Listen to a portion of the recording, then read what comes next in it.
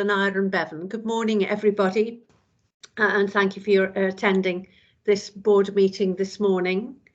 We have a long agenda, so we'll crack on. We've got a couple of apologies. Helen Sweetland will be about an hour late. Keith Sutcliffe, Nathan Couch is attending instead of Darren Griffiths from Audit Wales.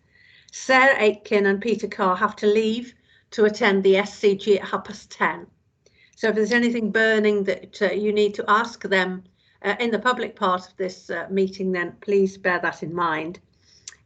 Gemma from the Aaron Bevan Community Health Council will be with us, as is James Quantz from Internal Audit and Nathan Couch from Audit Wales.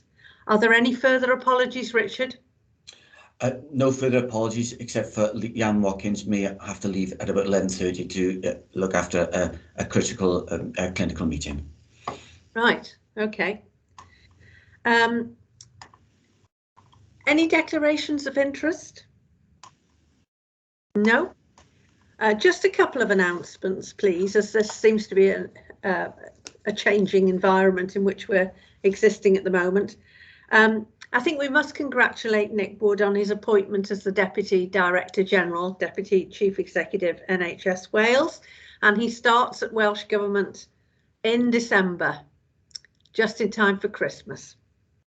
So ever such good luck Thank you, Anne. in that role. I'd like to welcome Rob Holcomb as his first board meeting as Interim Finance Director. Richard Howells is returning to his role on the 1st of December, and Rani Mallison is going to take up her post as board secretary on the 1st of December. So congratulations to all of you, and thank you so much for everything that you have done. And of course, I have to welcome Glyn to his first public board meeting as the interim chief executive. I'm really grateful to the resistance and resilience that has been shown by the executive with all the changes that have affected us recently, particularly in such a trying time as we and our staff are experiencing. And thank you very much, all of you, for stepping up to take on these extended roles. And well done. We're very, very grateful to you. Thank you. The draft minutes of the Health Board meetings on the 22nd of September, are they a true record? Yes. Yep. And the draft board minutes of the 13th of October, are they a true record? Yes. Yep. So we're happy to accept both of those. If we could move then to the action log. We have the South East Wales Vascular Network, which we considered at the board meeting on the 13th of October. Are there any advances since then, Nicola? No, we now just working through the implementation structure and getting all of that in place, but yeah, nothing specific to add to that at this point. Fine, thank you.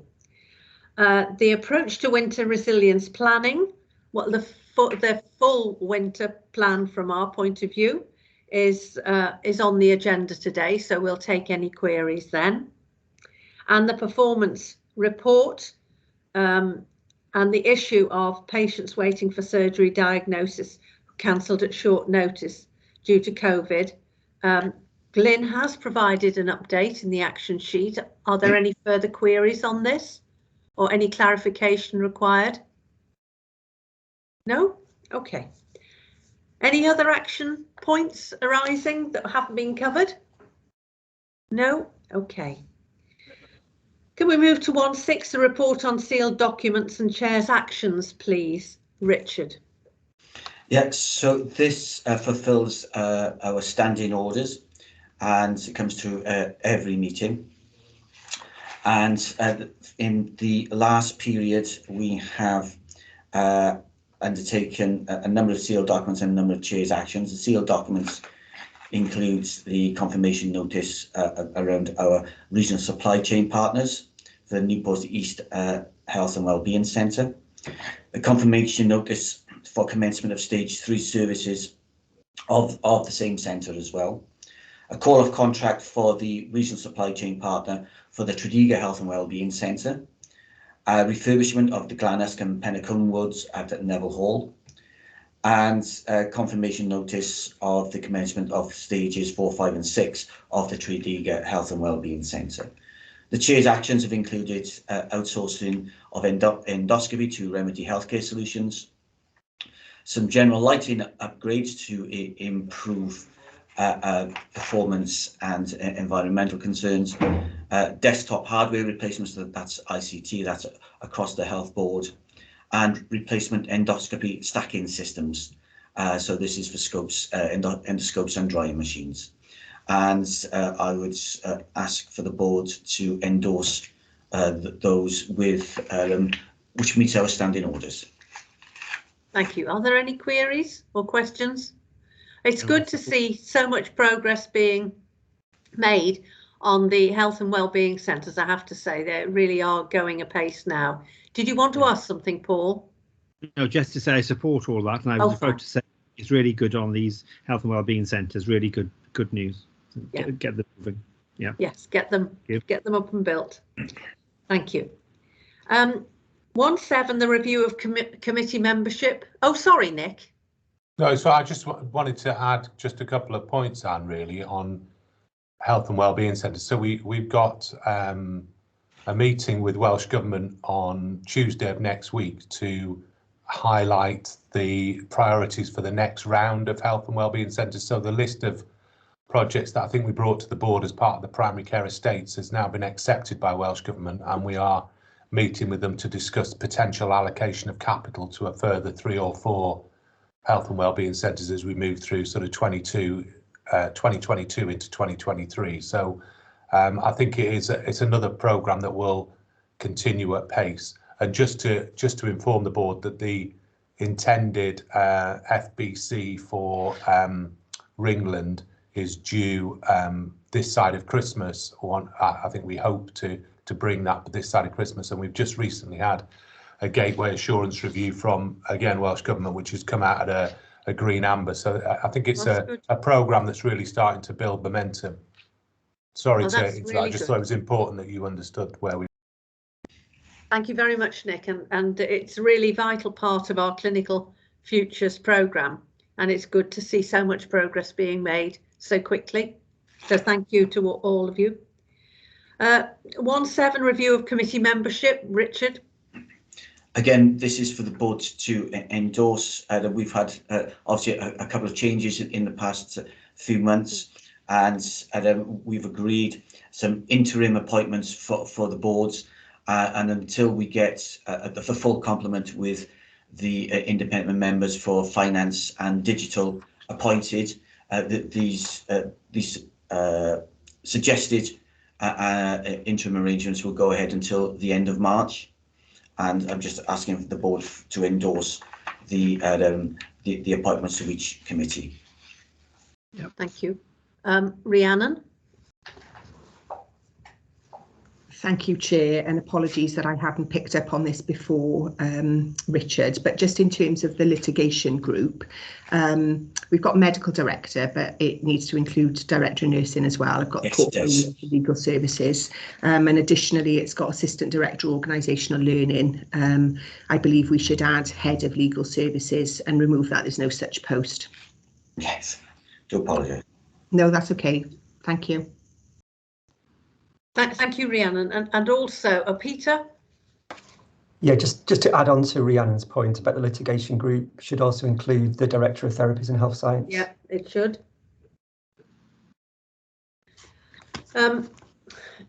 Also with the audit committee, obviously there is reciprocal membership between audit committee and patient safety, between the chairs of those groups that are part of the membership. So this is an interim arrangement pending the appointment, as Richard said, of additional independent members. And as usual, the membership will change and be reviewed in December next year.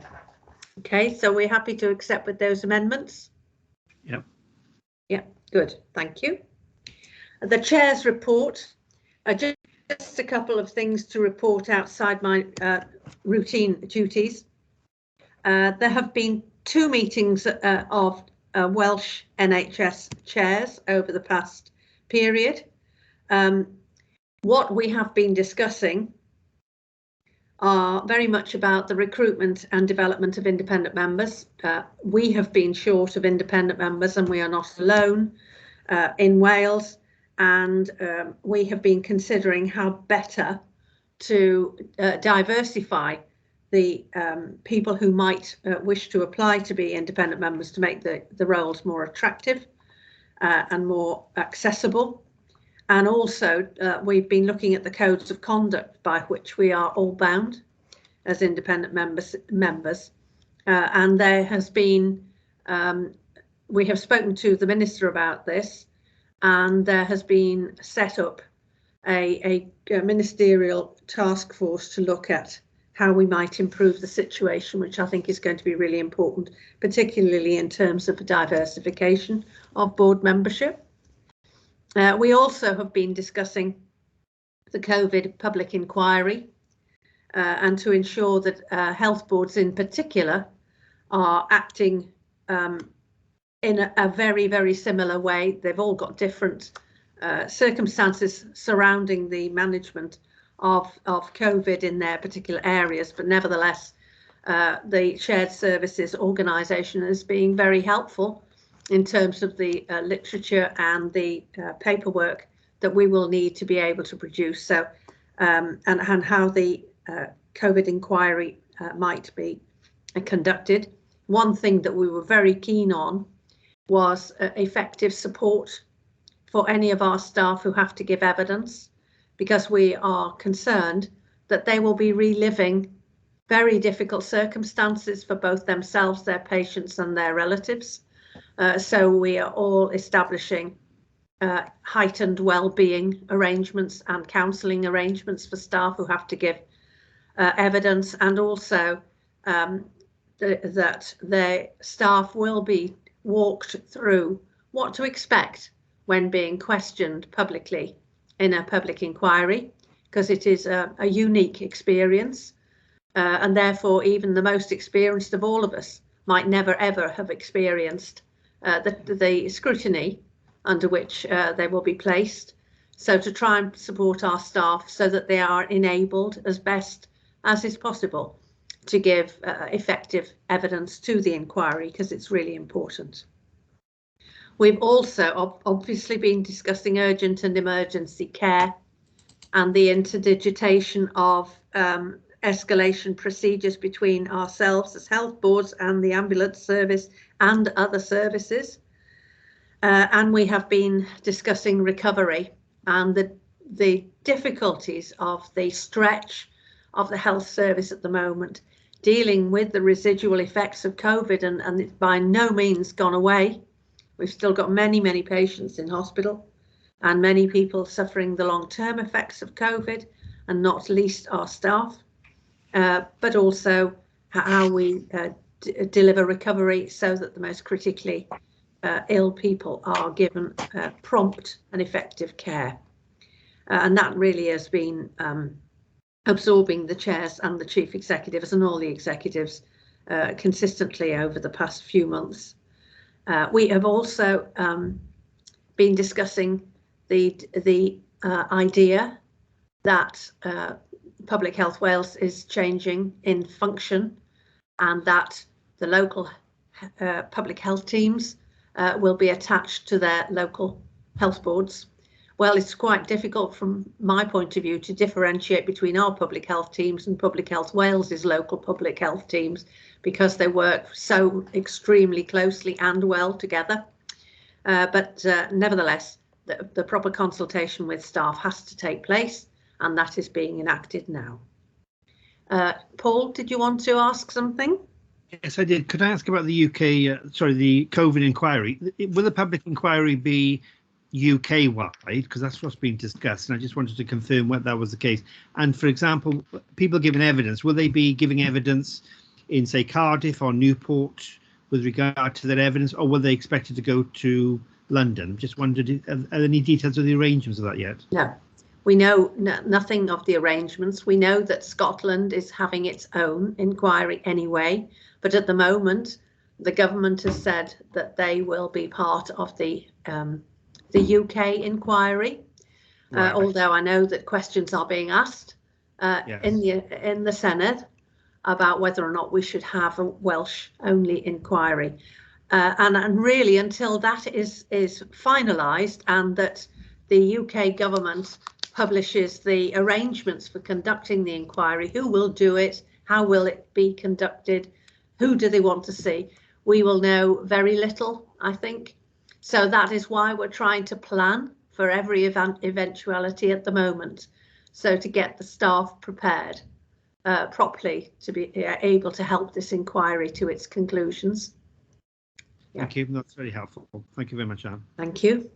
I've also attended the weekly Care Action Committee with ministers to look at the current problems besetting social care.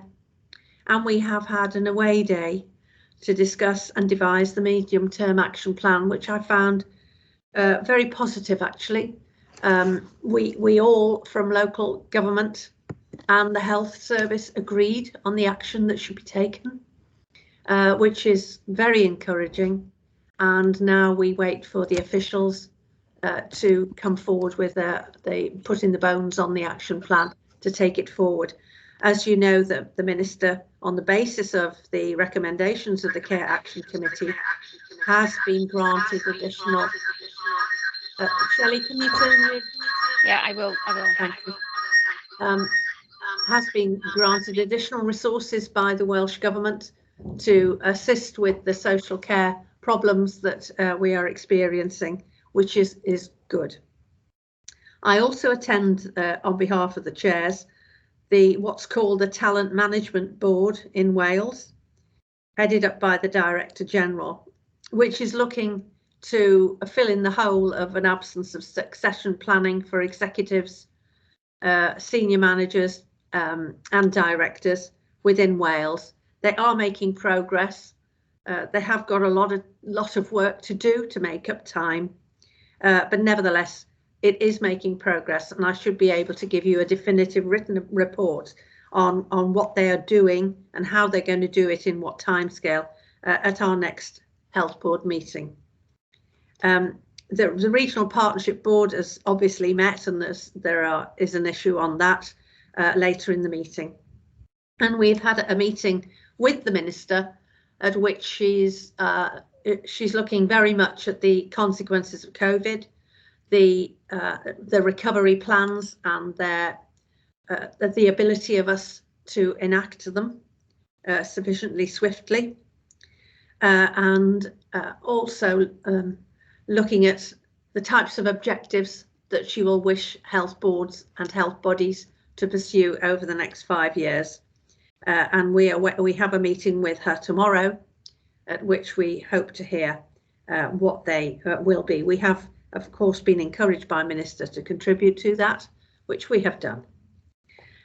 Finally, we have been progressing the independent member appointments, and we have dates now and a shortlist for the independent member finance and the independent member digital in December and January.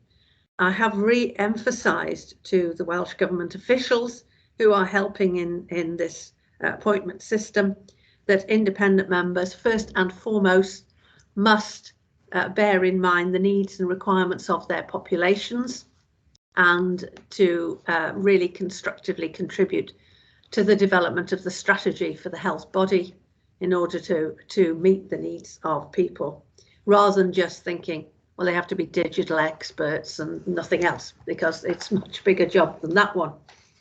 And I'm glad to say and report that Pippa has, although we can only see the top of her head, has agreed to act as the vice chair for the next 6 months. And I'm really grateful to Pippa. especially as she suddenly realised what a huge portfolio she's had to pick up. So we're all here to help ensure that you do the job as well as we know you can. Thank you. So are there any further questions? I see you getting your windows clean, Peter. Okay, on we go then. Patient experience and public engagement. And firstly, the report from the Beven Community Health Council. And thank you, Gemma, very much for this report. It's really useful. A very, very good learning for us. And would you like to present it, please? Yes, thank you, Chair. Morning, everybody. As you can see, that we've been really busy over the last few months. Our most significant piece of work was our members' visits to the Grange ED department in August.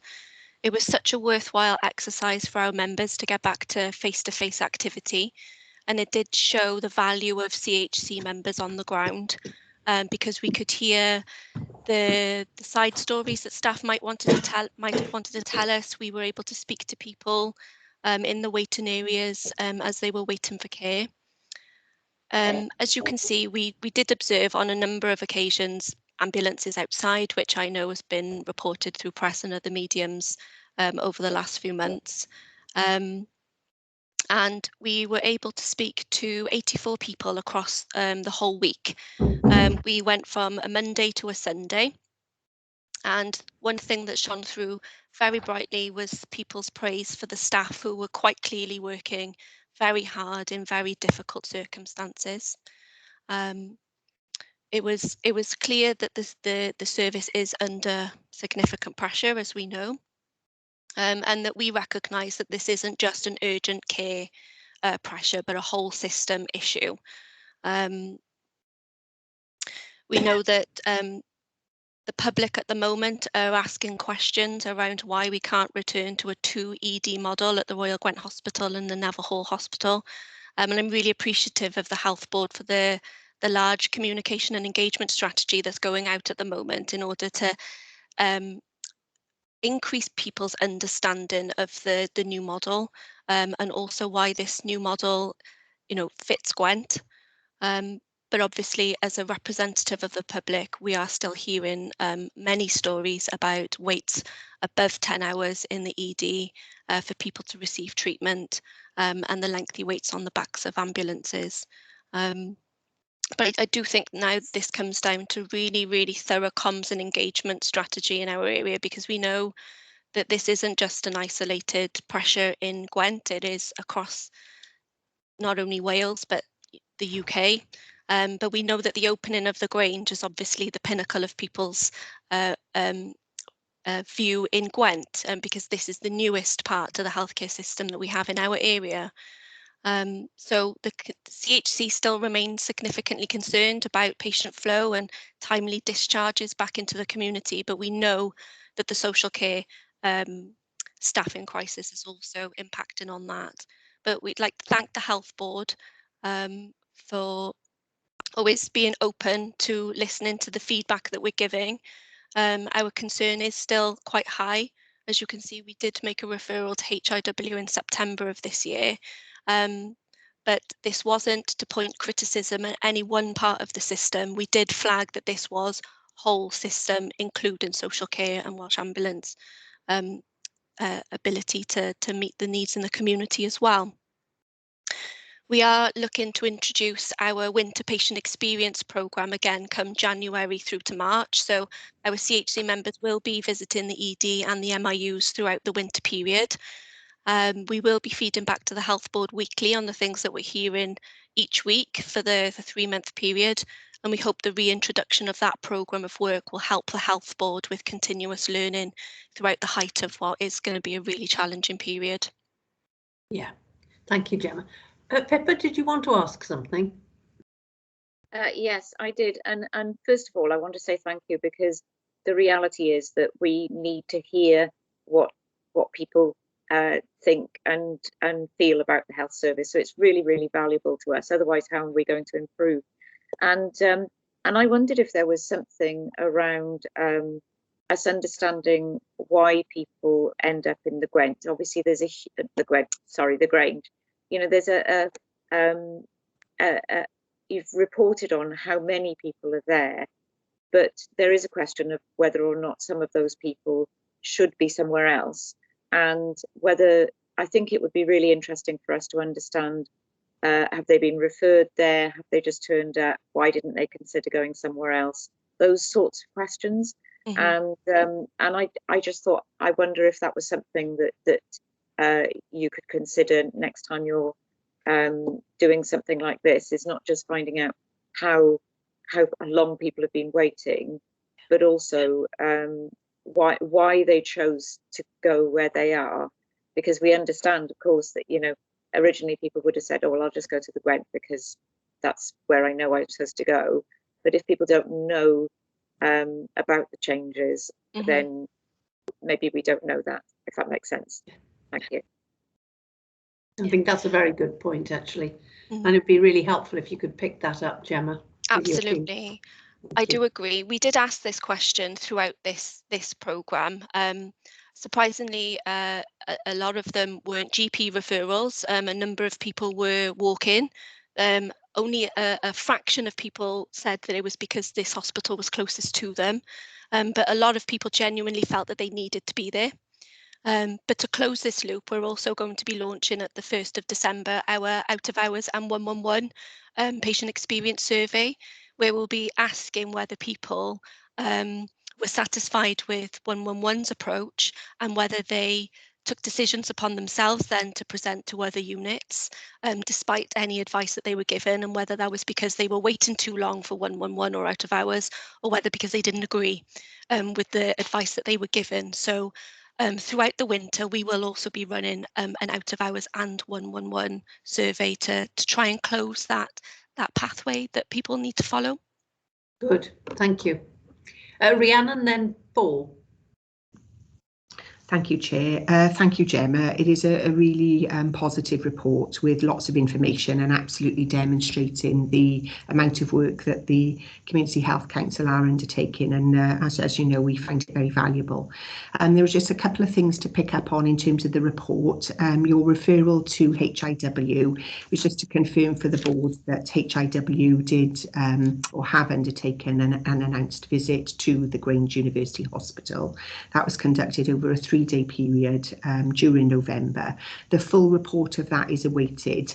We did have some immediate assurances as a result of their visit, which we've acted upon, and HIW have confirmed that they're assured on the actions that we've taken. If I may, I just wanted to pick up on the proof of concept at Ysbyty and Beven. This is in relation to the Dementia Companions and the note in the report, Gemma, regarding the coloured Zimmer frames. And I just felt it important to report at the board based on that those frames are now in use. So just for assurance. And on Pippa's point, just to confirm, I know Gemma has indicated that their reviews and their questionnaires did take into account rationale for arrival to the GUH. We will continue to do that, and they're questions that we ask ourselves as well, Pippa. Thank you. Thanks, Ree. Paul, then Tej. I just wondered if there was, following up from, first of all, Gemma, thank you very much to you and the team, because I think it's a very comprehensive and really quite helpful report. It's vital we get patient voice as part of our sort of role in holding people to account.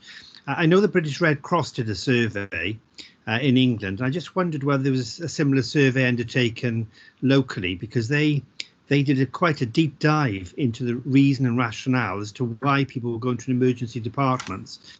And I don't know whether you tie into the British Red Cross at all, because that may be helpful to sort of see whether the rationale and the reasons being used or utilised in England may be the same in Wales. I don't know, but I'm not sure whether you know what the linking is with the British Red Cross in Beven is. But I did want to say I thought the deaf awareness part of the report is incredibly important, and equally the whole issue of equalities and accessing to services from those who have difficulties. We need to ensure that there's support given and education provided if necessary on that particular issue. And I think that the work for Dementia Companions, and I want to applaud the work that Rhiannon has been doing with regard to that, and in particular the coloured Zimmer frames, which I think were excellent. We had quite a useful discussion of that at the Patient Quality and Safety Committee, etc. So, and on the out of hours and 111, does that include then that doesn't include the ambulance services, or the referrals? Just could you explain, Gemma, what that will involve? When you say a survey, is that is that going to be a face-to-face sort of survey or a telephone link up? How will that fit in? It will be an online published survey. We will be linking in with WAS to help promote the completion of it, because we know that 111 is hosted by WAS. So we're hopeful that we can target people that have been in the system recently when we come to launch that come December, and it will just follow. It will follow the process of, anybody accessing 111 throughout the 24-hour period, and then obviously out of hours when that kicks in the evening. And each of the questions will link back to how long did you wait for XYZ? Did you agree with the advice that you were given at that point? Did you make another decision after this? Did you then go to a site, an MIU or an ED? So it will follow somebody's journey, and we will be targeting people that have recently accessed the service through WAST. Thank you. And just finally, Anne, I just wanted to say the communications team are doing a terrific job in trying to ensure that people locally are sort of communicated about all that's happening with the touring bus, etc., and to pay tribute to them. It's incredibly difficult times for everybody, but the more we can communicate and the more we can sort of make people aware of where people should go, etc., the better. So I think that just to say that I know that the communication teams, etc., are doing their utmost to try and promote all they can to support the system as well. Thank you. Thank you. Tej? Thank you. Like others, I'd like to thank Gemma. If I can just home in on the piece of work you did with the deaf community. Again, like Paul, I welcome this inequalities perspective, and I welcome the response that the Health Board has made. I'd just like to know if there's a feel for whether there's been any patient safety or shortfall in quality issues there, because clearly if a patient or the public can't communicate, there may well have been a shortfall. So did you pick up on that, Gemma, at all? And I see Rhiannon has a hand up in response too. Yeah, we heard from a really small snapshot of people supported through some workshops with the BDA, the British Staff Association. We didn't pick up safety issues, but we did pick up primarily the access issues, particularly for people that received appointment letters with just telephone numbers. One of the biggest things was that people then relied on friends, relatives or neighbours to hang around for a long time, particularly if for callbacks without a time of an appointment. But we did also hear from, there was a full story in there from a mum of children, and found it difficult to book interpreter support for appointments where the children were the subject, but she couldn't access her own interpreter to support her at those appointments. I completely agree. The Health Board's response to this piece of work has been excellent, and we submitted the response to the BDA, who were equally very grateful, and disseminated that then to the people that joined into our focus groups, so they can see that this has been taken very, very seriously. So it's just thanks to the Health Board for their quick response and their meaningful response to this, but we didn't pick up safety issues by any means. Thanks, Gemma. Rhiannon?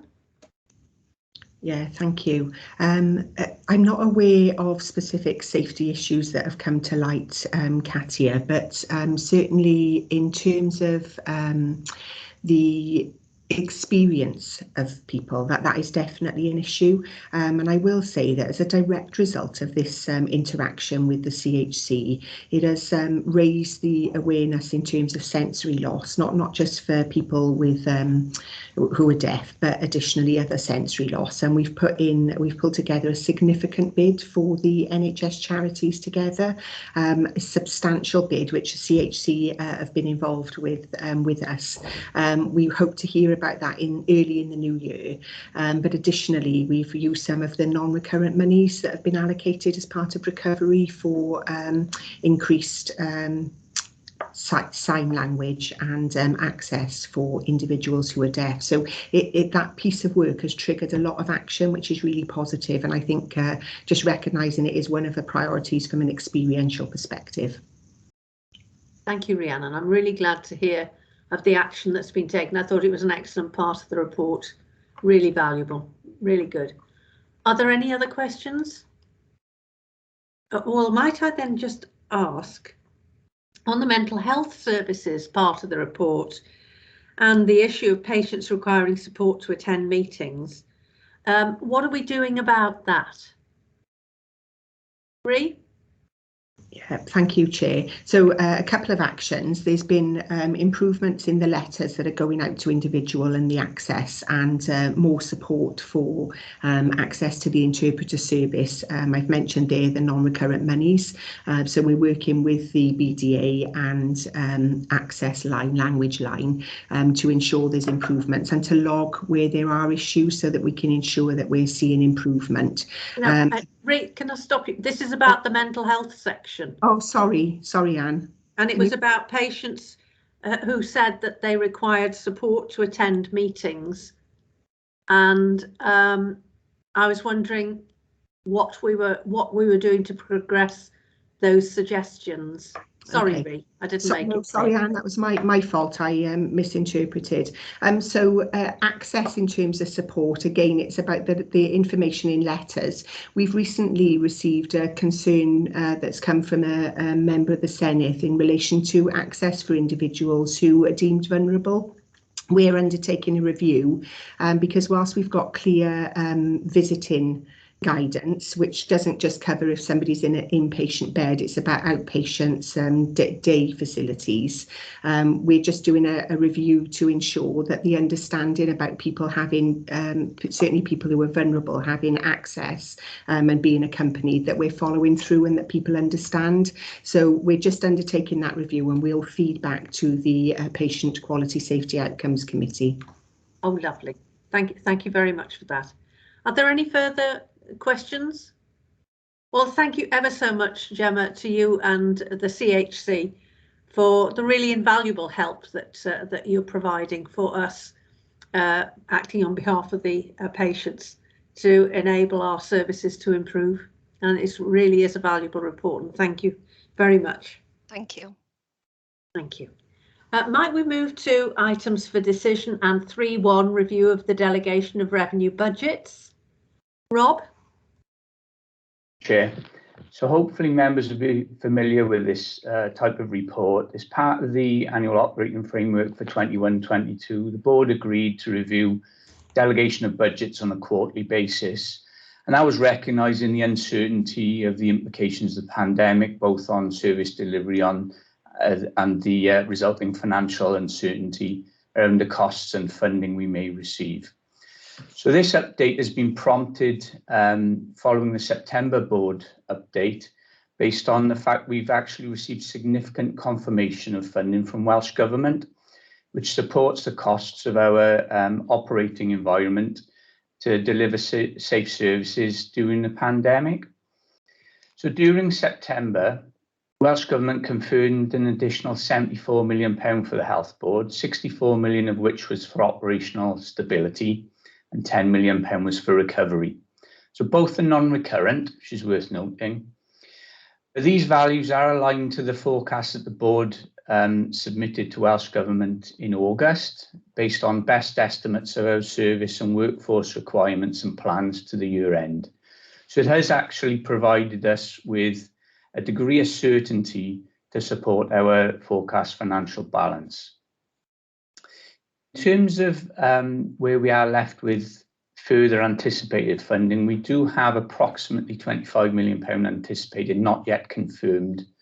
It's considered low risk on the basis the Welsh Government are funding us from a central reserve on a quarterly basis. Things like mass vaccination and testing, which are national priorities. But I will come back to the point that this is non-recurrent funding.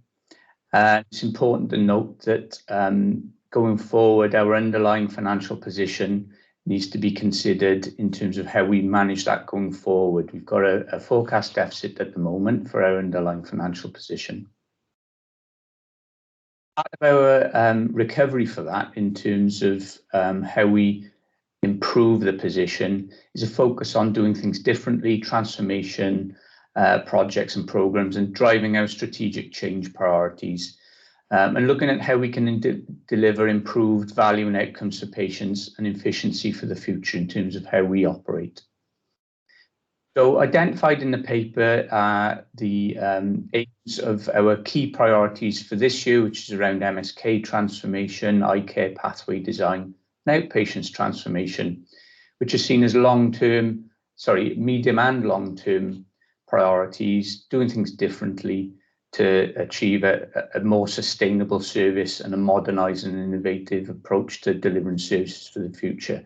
And each of those programmes have an executive director lead, multi-professional cross-divisional groups, and are monitored through the Health Service Leadership Group, and periodically reports go to the Audit, Finance and Risk Committee. In terms of thinking of the future, the IMTP process will need to consider how our previous funding decisions and spending decisions are considered, which drive some of our underlying position, and how they're considered in the round with the priorities, initiatives and funding available to achieve financial balance going forward. So that's a quick overview. Hopefully the report is quite familiar, and the board's recommended to approve the report, please. Thank you very much, Rob. Are there any questions to Rob about this? Shelley? Rob has covered it to some extent in terms of my question was about how we're going to get back on track in terms of the savings or efficiencies programme. But I wonder if it's more a question perhaps for Glyn as Chief Exec, because I wonder what the plans are with the executive. What plans we've got in place to ensure that the programme does get a kickstart now and gets back on track. We understand the situation because of COVID, but we know that there's a lot of work in train, but I think we need to now start seeing sort of a step change, and actually what the accountability around that is, where identified savings have been, savings have been identified, if you like, at the beginning of the year, not now going to be delivered. So what accountability is there, through the organisation to make sure we get back on track, for next year and the year after? Thank you. Thank you. Glyn, are you going to take it, or Rob? Do you want me to pick that up? Okay. So really, in terms of the process and the mechanism for doing that, Shelley, the IMTP process will be the basis on which we look at our service priorities for the next 3 years. And I think the distinction to make between probably this year and next year is that sort of this year we very much focused on an annual plan, given the environment that we were working within. The focus was very much on responding to COVID and the consequences of COVID. As we move into the 3-year planning cycle again, so going back to that 3-year IMTP process, we will need to look at all of the service priorities across the range of services that we commission, and that will need to consider the ongoing consequences of COVID.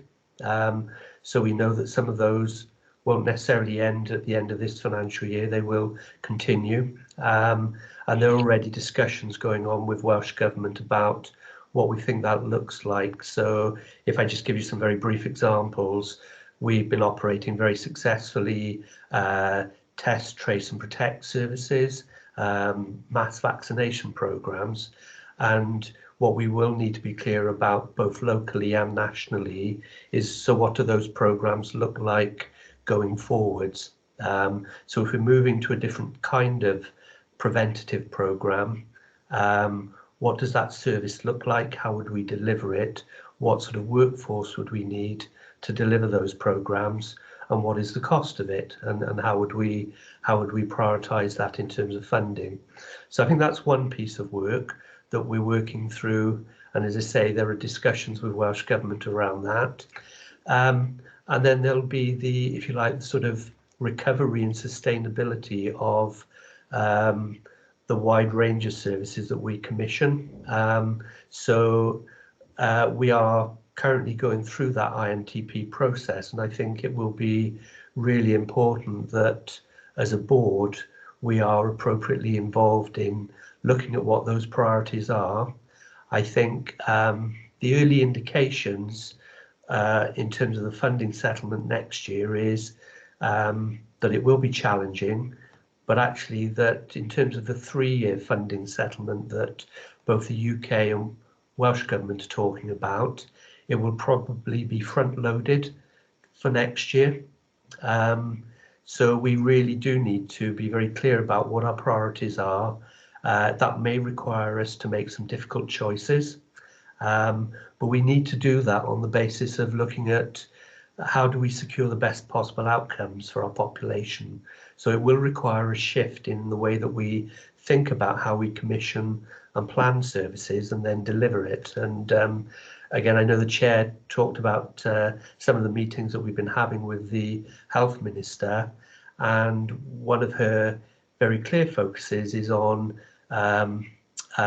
being very clear about how we're delivering improved outcomes for our population.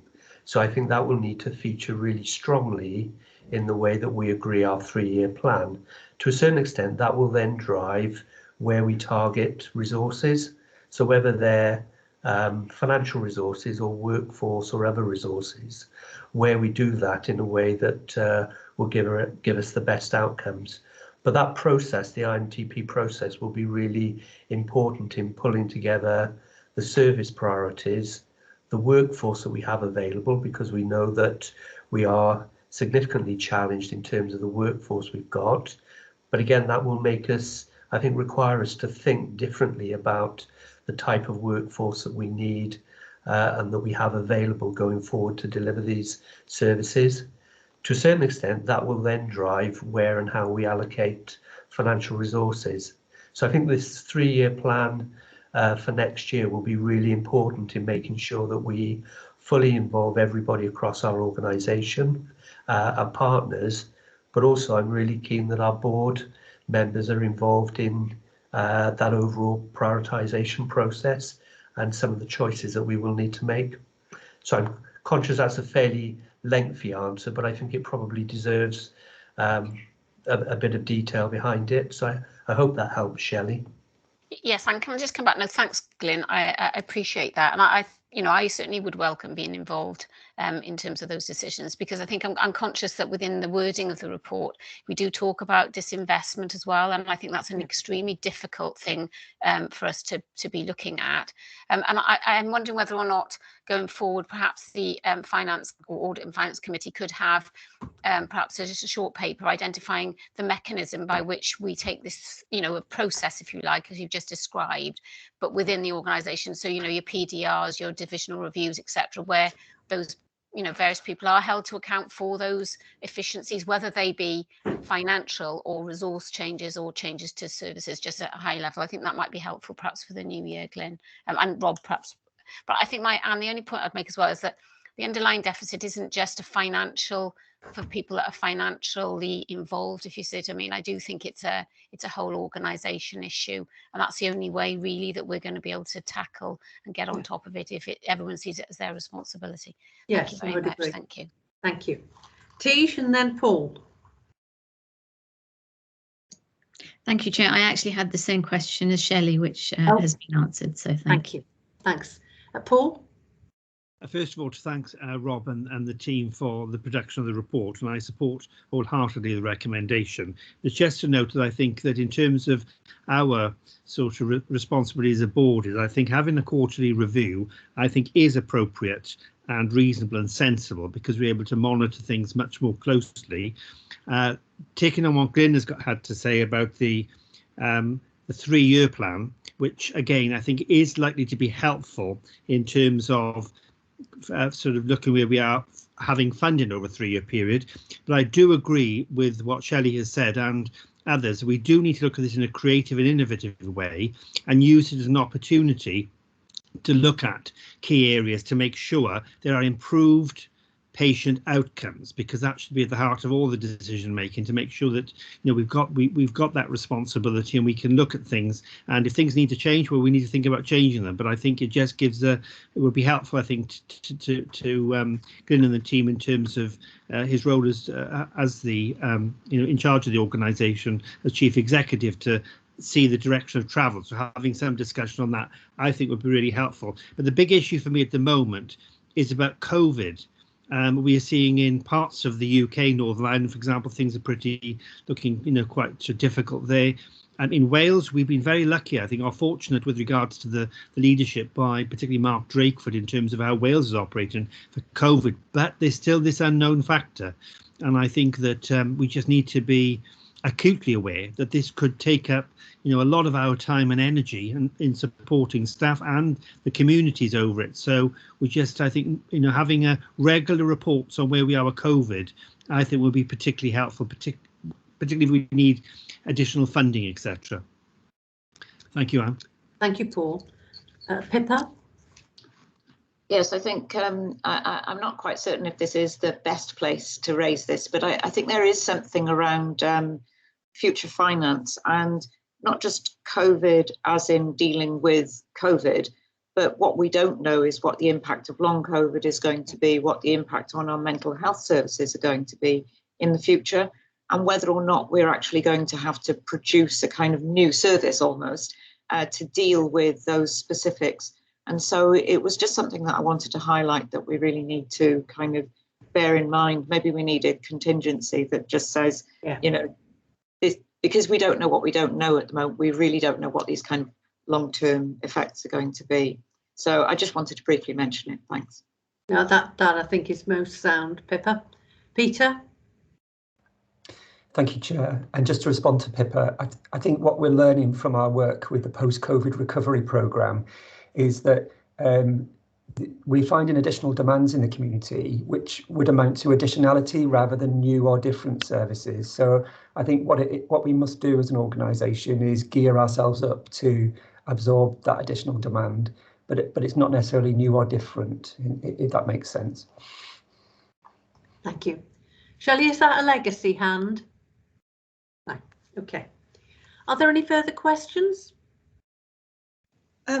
Chair, I did put my hand up just on that point. Oh, I can't see. Right, Sarah. Thank you. It's really to add to what Peter's just said, because I think what the pandemic has done is exposed an unmet need, and if you think about mental well-being, and has then made it exacerbated it. So I think as Peter has just said, I think it's probably need we were aware of was there, but is now much more evident and at a much greater scale. So we do need to think this is new need. That it isn't a value sort of we were doing it one way and we can do it a different way. This is actually a growth in need. Thank you, Sarah. It's the most important point, which we will bear in mind. Any further comments? No. Well, I just have to. I think it's really important that we gain assurance that we're getting value for money from the use of the additional recovery money. So I'd be glad if the Audit and Finance Committee could pick that up, please, Shelley. And I think it would be really helpful if the board had a briefing at some time on the national and local efficiency frameworks and how they match into improved outcomes, because that's what we're after. after all.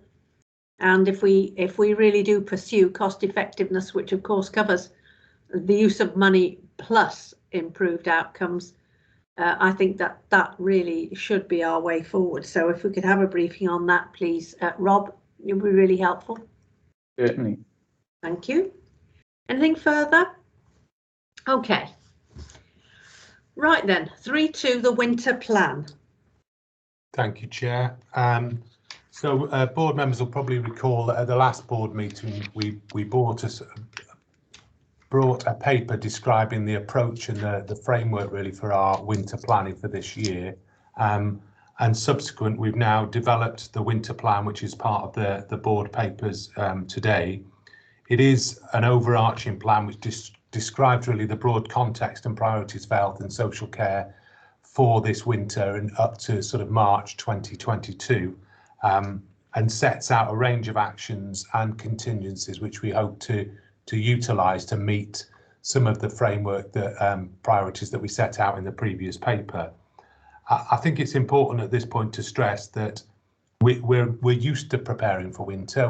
This is I think the 6th or 7th winter plan I brought to the board, and it really is part of our everyday business. But this winter is probably going to be very significantly different from previous winters because we've got the amalgamation of a number of threats and risks really in the system. The first obviously being the response to COVID that we've seen over the last couple of years, and then linked to the level really of occurrence of either flu or RSV that we will see through the winter period. That's then coupled with all of the other issues associated with the 5 harms of COVID in terms of what's happened during the pandemic and the subsequent backlog of care, whether that's for elective care or for patients who've not received their normal ongoing treatment or plans, etc. So I think it all culminates in quite a difficult demand picture if you look forward to the winter period. The other inherent risk, which is detailed within the plan and has been well discussed, is obviously one of resource and the availability of staff, whether that's within our organisation or other organisations, to meet the needs that we've got. And I just draw you really to a point we had to make last night at the Caerphilly Social Care Scrutiny Committee, where we were asked at what point we would reach capacity within health this winter. And at which point I reminded elected members that we currently have over 1,700 beds occupied within our health and care system, which is probably around about 350 more than we would expect to have at this time of the year. And in effect, we are at capacity now. So what normally happens in the winter period in the run up to Christmas is you see a flattening and lowering of demand. Capacity is emptied or put ready, if you like, for the post-Christmas, January to March peak period. At this point in time, we are not at that point, and we are in a very, very difficult situation. And I think it's important that we use the first part of our winter planning, if you like, to try and release some capacity into the system so that we are prepared for the post-Christmas issues that we normally see. So we have started winter planning much earlier this year, and a number of the actions that are described in the paper have already been initiated. And we're also required, as part of Welsh Government guidance, to obviously work with our partners within the region to co-produce a winter plan for the Regional Partnership Board to sign off. Now, Anne, myself and others were at the RPB last week and had a full discussion around winter at that point, and the RPB winter plan, which needs to be submitted on Thursday of this week, I will share with board members once it's completed today. But a number of those issues and a number of the actions are already contained within our winter plan that you've got before you today. So the plan lays out, as we normally do, a sort of context of the situation that we face as we go into the winter, and the relative demands upon our system, whether that be through the COVID context, flu or RSV, and there's been considerable work done to try and model the levels of demand across those three different particular areas, coupled with our normal winter demand for winter illness and respiratory problems, etc., which we normally see in the winter period. So all of that is set out within the context of the plan, and is set against really the principles that we've established within the framework that we reported to you at the last meeting around really the focus is on safety first and providing care in a priority way to those with the greatest need. We've also got to maintain our essential services, respond to urgent care demands, and try and protect as much of our elective and cancer work as possible as we try and move through the recovery phase, if you like, of the pandemic. And the volume of patients who have now got delayed operations, etc., is quite considerable, and we are quite keen to maintain both an elective flow as well as an emergency flow through the winter. I think it's really important that we protect the public through the delivery of the vaccine and booster programs that are already underway, and that we ensure that we communicate effectively to the public so that they can both help themselves but help us also in terms of the management of that demand through the winter period. And it's, you know, credit to our communications team who started the winter communication work early in sort of October, and we published our winter comms plan already, shared it with our local partners, and are actively utilising it in all of the messaging that we are giving out currently. And as I said earlier, we've also got to ensure that we try and work with partners in social care in particular, so that we can provide care in people's own homes once they've received their hospital treatment. So the plan lays out our approach to the booster programme, our test, trace and protect programme, and also the testing regimes that we will continue to utilise through the winter period. And I think the other key element really within the plan is the whole system approach that we're seeking to adopt this year. So there is, you know, we've built on that over a number of years, and recognising that winter isn't just about acute hospitals, it's about primary care, community services, mental health, and all of the service provision that we have right across Gwent, and the importance of keeping people well and safe through the winter period is really important. And the plan lays out a number of actions that we've either already taken or planning to take for both community services and primary care, in particular a focus on access arrangements in both GP services, community services, and also mental health. And you'll be aware that we've done a number of initiatives this year around patients presenting in crisis, and how we can best respond to those, and have put a number of new initiatives, whether it be sanctuary provision, safe house, etc., in play, and expanded them through this year so that we have a better placed service really to respond to patients with a mental health presentation.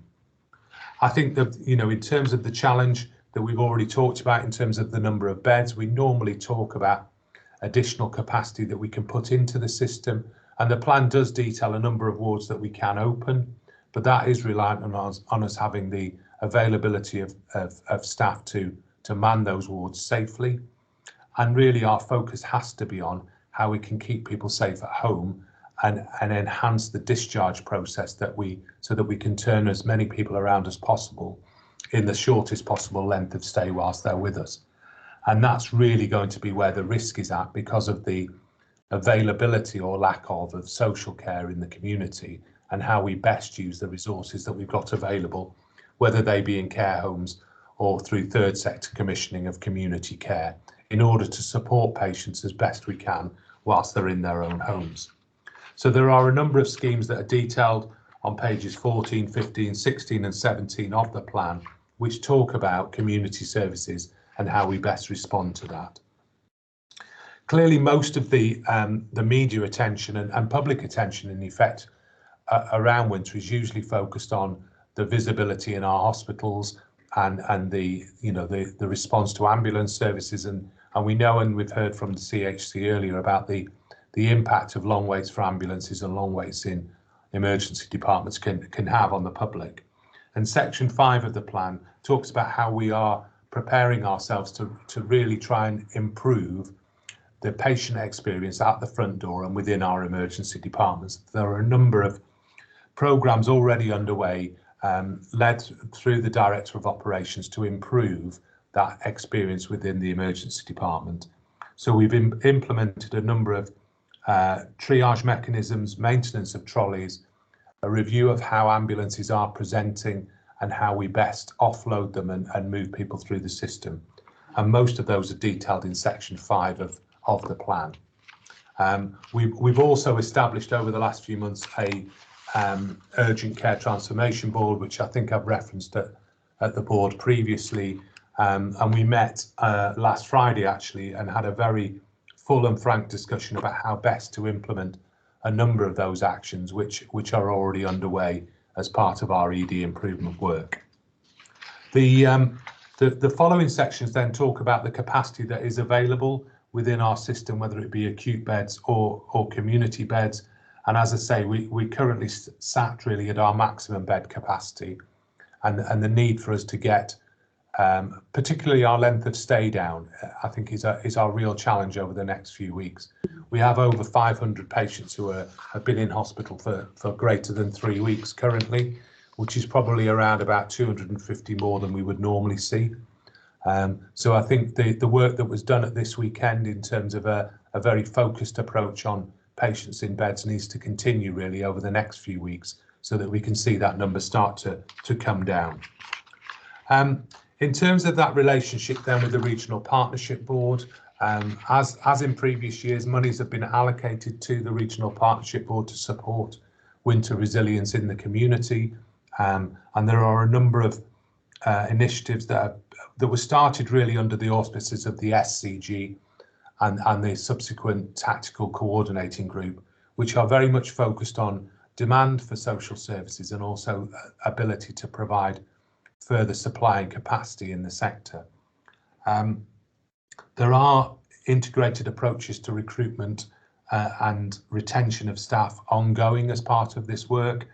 And we've also got some collaborative efforts to resolve some of the capacity constraints within therapies and also in terms of social care domiciliary provision. We're looking at a multidisciplinary assessment model at the front door, working with all colleagues in the community to avoid unnecessary social care admissions, which are often quite regular during the winter period. And there are also a number of additional technology solutions being put in place for people to be able to be managed remotely in their own homes so that they have access to, if you like, call systems should they have an incident within their own home. But I think it's important to state that it's unlikely that this year we will resolve the social care workforce crisis, and that what we have to do is work as best we can with partners to enable as much social care to be provided as possible during the winter period. So there are a number of initiatives as I've described. They are within the plan, and as I said, I will share later the Regional Partnership Board plan with board members so they've got access to the work that is ongoing there. I think just before I finish, and I think it's important to recognise the staff that work both in the Health Board and also in other parts of the health and social care system. You know, we're all very conscious of the challenge that they've responded to over the last 2 or 3 years. Many people are very, very tired and have faced extreme pressures. And we go into a winter period with probably our staff at their most exhausted and expect them to stand up and deliver again. And there's a number of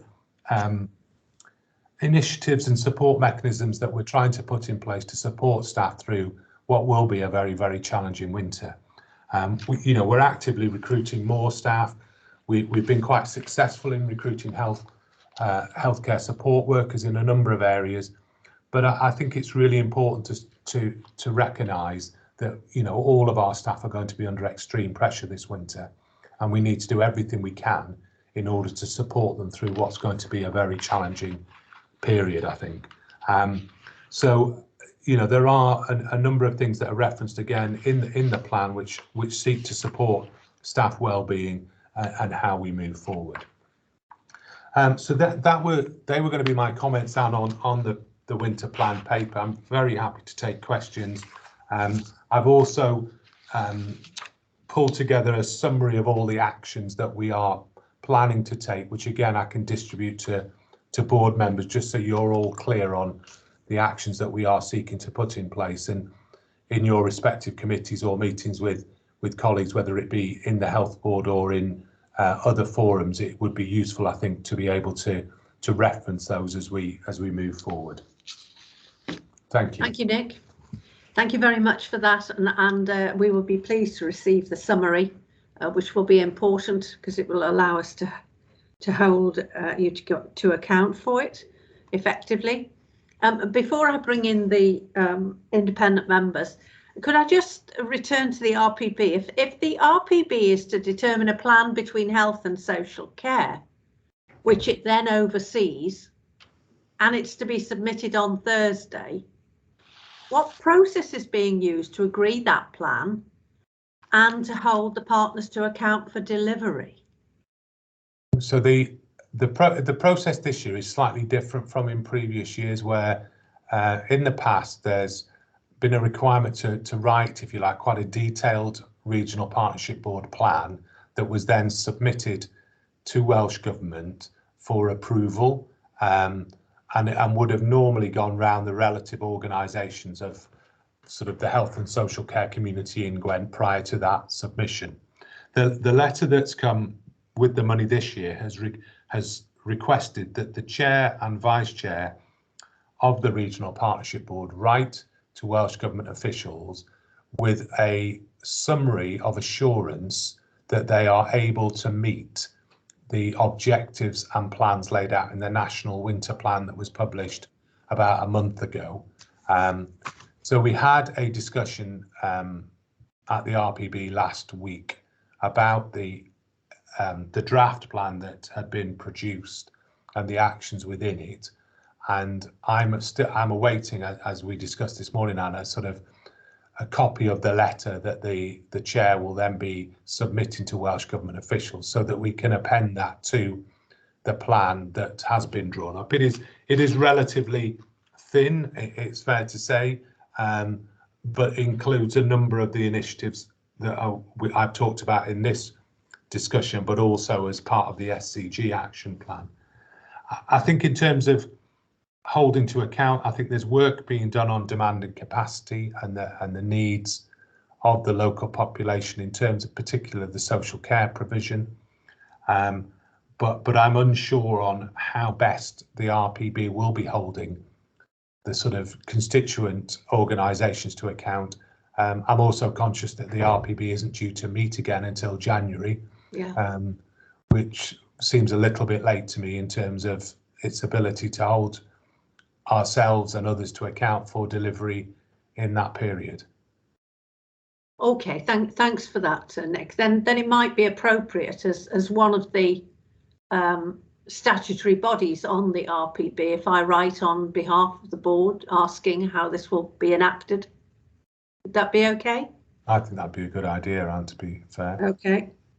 Thanks, Nick. Now I've got Paul, Tej, Pippa, Sarah Simmons and Rhiannon. First of all, huge thanks to Nick and the team on this, much appreciated, because there's a lot of work involved there. I mean, I have huge concerns about demand versus capacity. And the two issues for me are, where are we regarding the numbers of patients who are still in hospital when in fact the recommendation is they should be cared for at home? Has that situation improved or deteriorated? And if so, what are we doing to action? That's the first question. And the second thing is really supporting what Anna said. I mean, I think that we've now got the regional partnership board, and I think we would want to seek reassurance that all the partners, with regard to the situation, they've got a plan. We need to be sure they're working together, and the plan is being delivered, and the outcomes are being delivered. So I think there's all sorts of things there. The two issues for me on assurance or reassurance. I'd be grateful for some answers to those two questions, really, Nick, if that's okay. So on your first point, Paul, around demand and capacity, I think, as I stated, I mean, we are at peak bed capacity currently. Yeah. The process has got to be that we utilise the next well, it's the 24th today, isn't it? And normally we have the miracle of Christmas Eve in a month's time. But basically we've got 4 weeks to lower the number that are over 21 days. That is there's a key target there. If that was reduced by 250, then we'd go into the Christmas break with a relative capacity to meet the demand that would be required post Christmas. I can't describe to you how social care are supporting that, but I can describe to you that the conversations that myself, Leanne, and many of others of the team have had with colleagues in social care are so numerous to mention that to try and put pressure on them. We probably, when you look at delays to care, normally 50% of the delays are health related and 50% are social care related.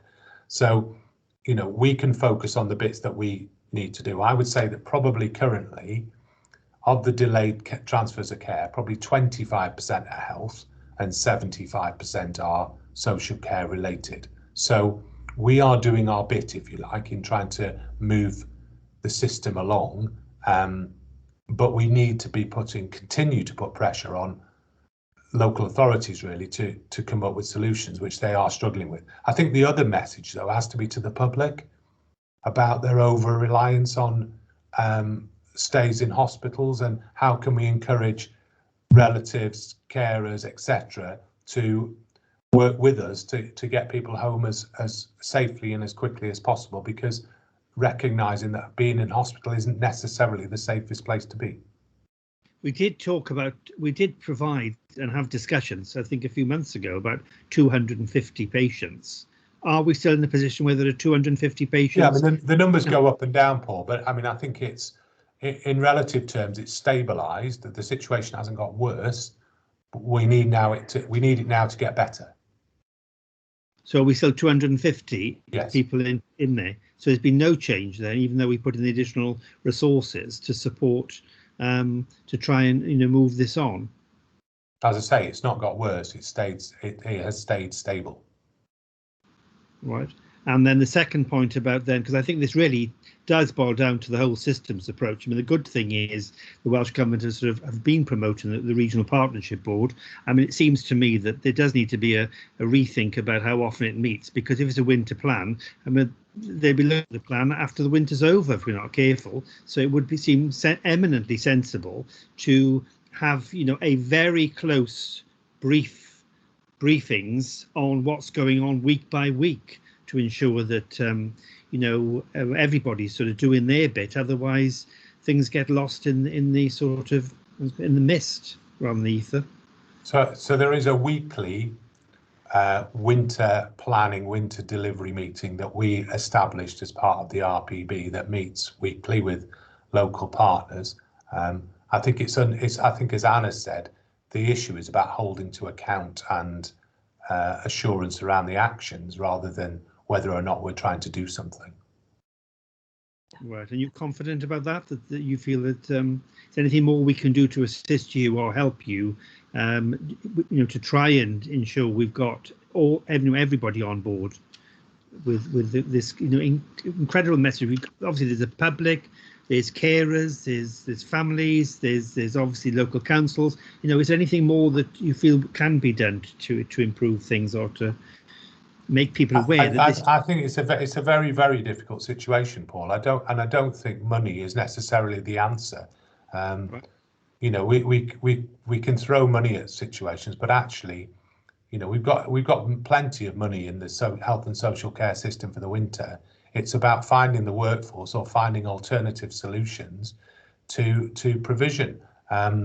It's probably a whole myriad of things, whether it be inappropriate admissions through to inappropriate long lengths of stay in hospital beds. There's a whole series of issues related to that, none of which are easy to resolve, and I don't think any individual has got all the answers. Just finally on this, Anne, could I ask, in comparative scenarios then, looking across Wales, are we an outlier, or are all health boards in a very similar position? It's all, I mean, every single health board is in exactly the same position. Probably some are worse than us. If you look at performance data, we are very much middle of the pack in terms of that emergency care relevance, whether it be ambulance delays, demand, capacity, etc., etc. I think I heard there were 1,400 patients delaying in Wales as of this week. So if we're 20% of Wales, that would be 280 of ours, and we're probably at 250 as of today. So we're probably slightly better than the average. Okay, and well, that has been, that 1,400 figure has been stable now for 3 months. Yeah. Okay, so basically, it's a Wales-wide issue. Yeah. It's a UK-wide issue, Paul. To be honest, it is. It is. You know, the situation with social care in England is absolutely chronic. Yes. Yeah. Okay. Well, thank you for that. I just wanted to raise the issue. It's important we discuss it. Thank you, Anne. Thank you. Can I just pause 1 second before I bring the other independent members in, please? Richard, could you please get hold of the WISC representatives and tell them that we will not be ready for them until, I should think, 1/4 and apologise, please? Yes, we will do this. Right. Tej and then Pippa. Thank you, Chair. I have numerous comments, but I'll curtail them so that everyone gets a chance. I think this is really good. Thanks, Nick. As you said, you've presented quite a few of these over the years. And this one does feel slightly different in a number of ways, one of which the comms element. I think there's been a fundamental shift, I think, and I think we've taken into account some learning in the excellent work that comms have delivered over the pandemic and really integrated that into this. So in particular, for example, looking at how we connect with people to trigger behaviour change and what influences people to do things differently and access our services differently. So very much welcome that. Another aspect that I very much welcome is further investment in time and focus on primary and community based services.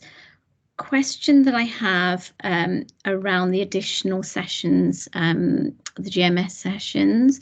You yourself referred to the difficulty in finding people to do the work. You know, we have the money, but that's not necessarily the biggest issue. So if I can ask what sort of capacity that, you know, a feel for whether we'll be able to put those in place.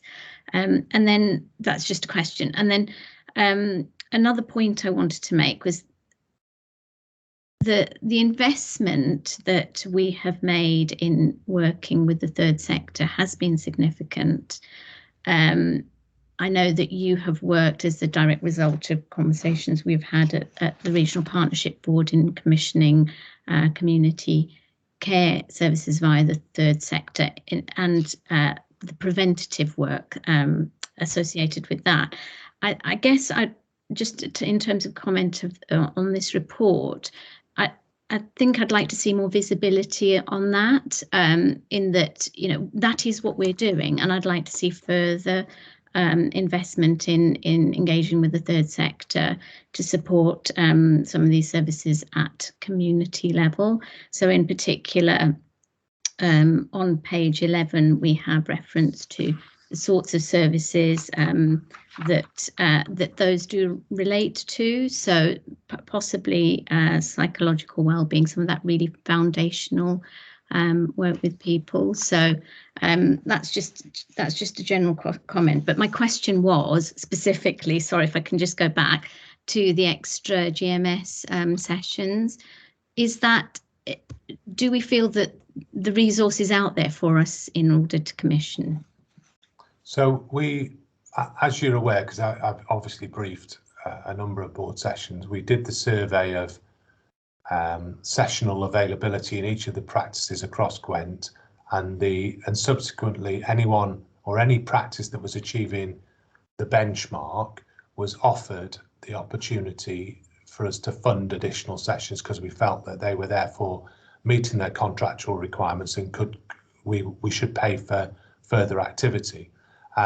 We had initially a fairly muted response from GPs, but once we'd had a further discussion, we've had over 25 GP practices have now in effect expressed an interest and sort of initiated additional sessions. We expect to pay for, we expect to buy around about £600,000 worth of additional capacity through the winter period. So there are many part-time GPs who currently work for our practices out there who we are seeking for them to do additional sessions. Again, similar in terms of the number of nurses and pharmacists, etc., that are part-time who will do additional sessions. So I'm reasonably confident that we will get to an increased level of activity by flexing our existing workforce. I think recognising there are a huge number of locums, so we're not going to get a plethora of additional people into the service, but what we will get is a further flexibility in our current and existing workforce, which I think is important.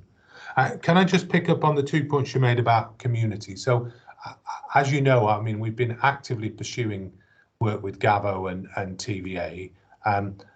The response from TVA has been really positive, and we are able to commission with them. Gavo, unfortunately, have had to pull out of one or two of the things that we've been trying to do. So I think, whilst I understand there's a need for emphasis on more third sector engagement and work, that quite often we find that it's difficult to express that in actual outcomes because they sometimes don't achieve what we hope to. And the PWP work, which is part of the Mental Health Foundation, so the psychological wellbeing practitioners, we have expanded the workforce there, and it is quite well referenced, I think, in later on section of the report, and we will continue to push that. And we had a discussion at execs this week about further mainstreaming of that workforce and a further expansion so that we can meet the needs and demands of the public, and we will continue to do that. But my expectation, we will achieve over 100,000 appointments in that service in its first year, which is, from a start point of 0 to 100,000 in 12 months is pretty good going. Thank you. If I could just very quickly respond to that. In terms of the third sector, if there's anything that I can do to assist with that, please do. No, of course. We're still talking to Gavo, to be honest. Sure. Okay. And then secondly, in terms of the additional sessions, GP sessions, that's excellent, because we know both from direct feedback and from the work that the CHC have done that this is something that the public is particularly concerned about, and also we know that through the flow through to all the way through to our EDs, that we need to make sure that our primary care service can meet the demand. So thank you for that. Thank you. Pippa? Yes, thanks very much. And actually some points have already been talked about. And I think, first of all, I absolutely understand that, it's a big priority to try and clear out some of the people, that sounds terrible, but to get some people home and under the best circumstances. And I know there's a great deal of work being put into that. So I think what I was thinking about most was about prevention and stopping people from keeping them safe at home in the first place, so they're not going into hospitals or even accessing care in quite the same way. And some of that is around, you've put something in about the building resilience in the community. And I think that's going to be an incredibly difficult thing to do, given that our staff and social care staff are already under so much strain. Is how do we find the space and the capacity to be able to support people in the best way? So that was really just a comment. But in terms of prevention, there were a couple of things I was thinking about. How do we keep people who are suffering from digital poverty informed? Because actually over the last 2 years, we've got really good at engaging with people via social media, Facebook, all of those kinds of things. And then I think we sometimes forget some of the more traditional routes of, you know, sticking up pieces of paper on the wall. And is there anything more that we can do in the community, you know, sort of bus stop signs or those kinds of things that would engage with a cohort of people that we're not currently reaching, or that we may not, because we're thinking about the focus on using digital services. So is there some way to reach those people who may currently be accessing our services because they're just not aware of what other possibilities or opportunities are out there? So I guess that was my kind of main question. And just briefly as well, I noticed about the additional triage at the Grange, so the temporary unit, and I wonder if there's something about redirection that could be done at that stage as well. But I don't know if that's what's intended in that unit. So it's just those two things. Thank you. Just to pick up on the comms, so I mean, the point about social media, I think, is a really important one, Pippa. And you know, I sit as part of the primary care recovery group with Welsh Government, and I've been constantly badgering them about the fact that they seem to be obsessed with social media communication and forget sometimes about the more traditional, should we say, old-fashioned method of communication, i.e. talking to people or actually putting notes up on. So we're actively encouraging our practices locally to put effective notice boards and communications. And I know that Karen and the team in comms have been doing a lot of work about more visible signs of advertising, whether it be, you know, the traditional Welsh Rugby Union sign that goes up on the tunnels and other areas. So I think we are actively considering that.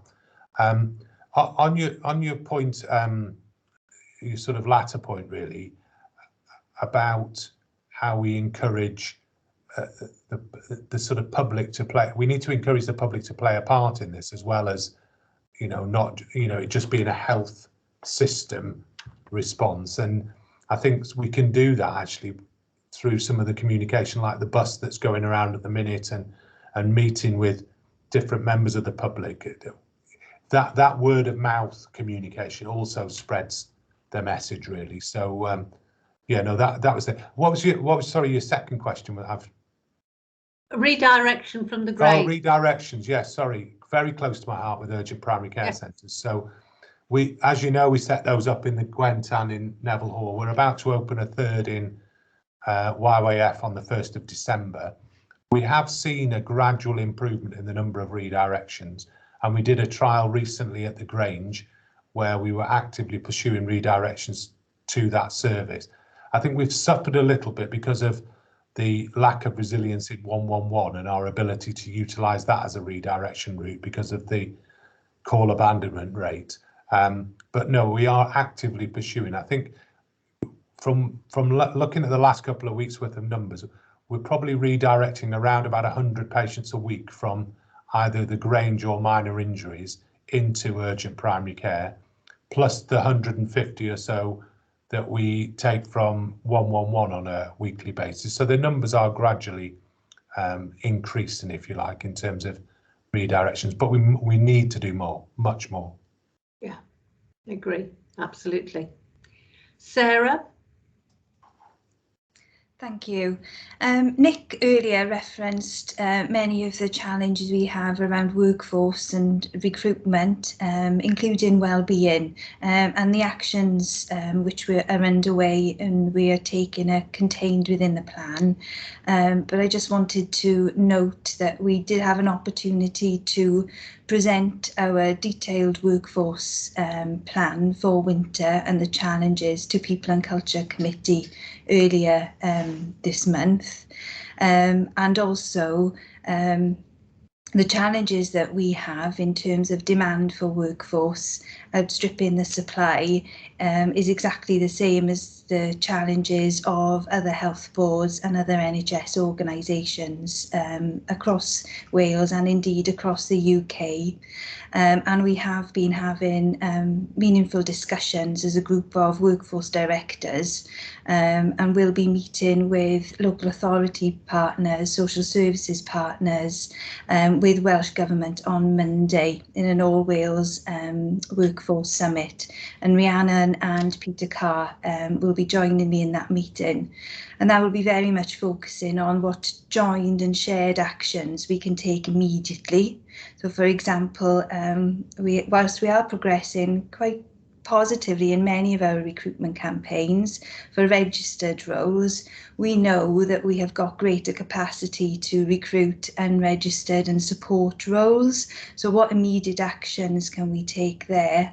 Some of which we're already taking, but how can we heighten and bolster that to support the resilience of our services and the resilience of the teams? But we're also focusing on what outcomes we can take in the medium and longer term to resolve some of these ongoing challenges and workforce issues, which we will have spoken about many times before and we will be familiar with.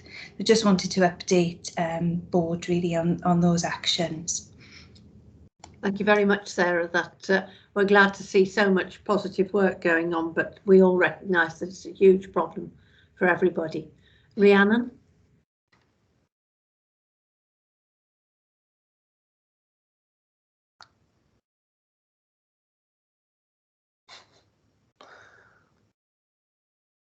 I think Marie's having problems with her mute button. I think Chair. she is.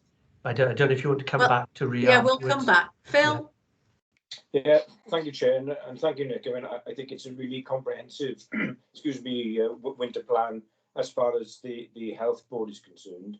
But when you actually boil it down and look at the numbers really are quite worrying, aren't they? I mean, to be using 1,700 beds plus at this time of the year, I mean, that's probably about what 250, 300 what we would want to be using anyway.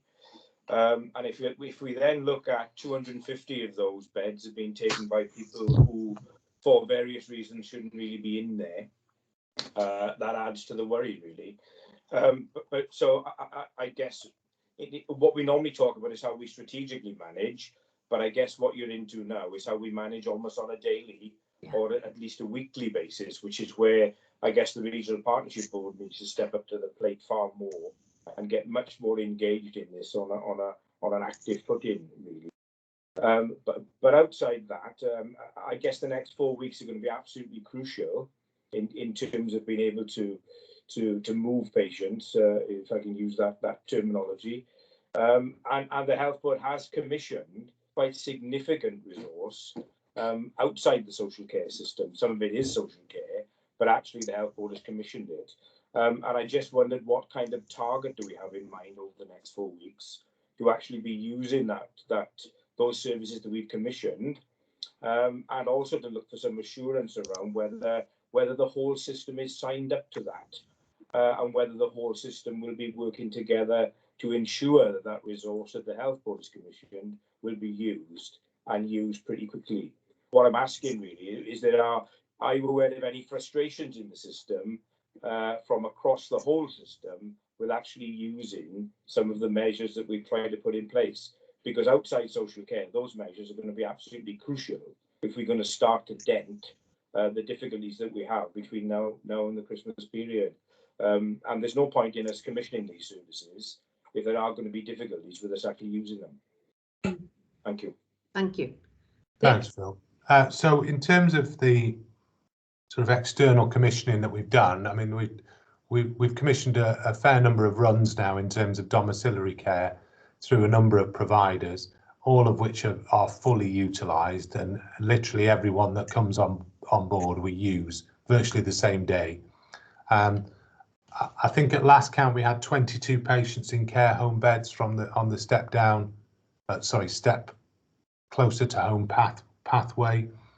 The challenge we've got with that is partly a social care issue, but also partly a resilience of the care home sector to be able to continue to staff some of the extra capacity, and we've been in and out of incident in a number of homes and things like that. So I think there is still further capacity available in that sector, and we are going to have to use that over the next 4 weeks.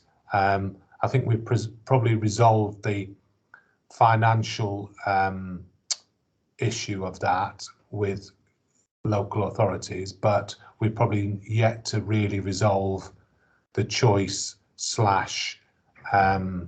appropriateness of some of that with them, and I think we need to do more work there. But I think in terms of your first point about a target, I think we need, Glyn and I have had a conversation about the need to set up a sort of regular weekly monitoring of where we are with winter, and I think, I'm sure the executive will agree a target position probably in the next few days that we aim for by sort of Christmas Eve and ongoing. So I think that's work in progress, if I'm honest. Thank you. I think, and I don't wish you to answer this question now, but I think that if you look at pages 14 to 17, it would be helpful to have details, and I know this is not going to be easy, of the numbers of people that we think will benefit from the interventions that are outlined, so that we can track progress, and where partnership working can apply some leverage, then we should do that. But if we can come back to that, please.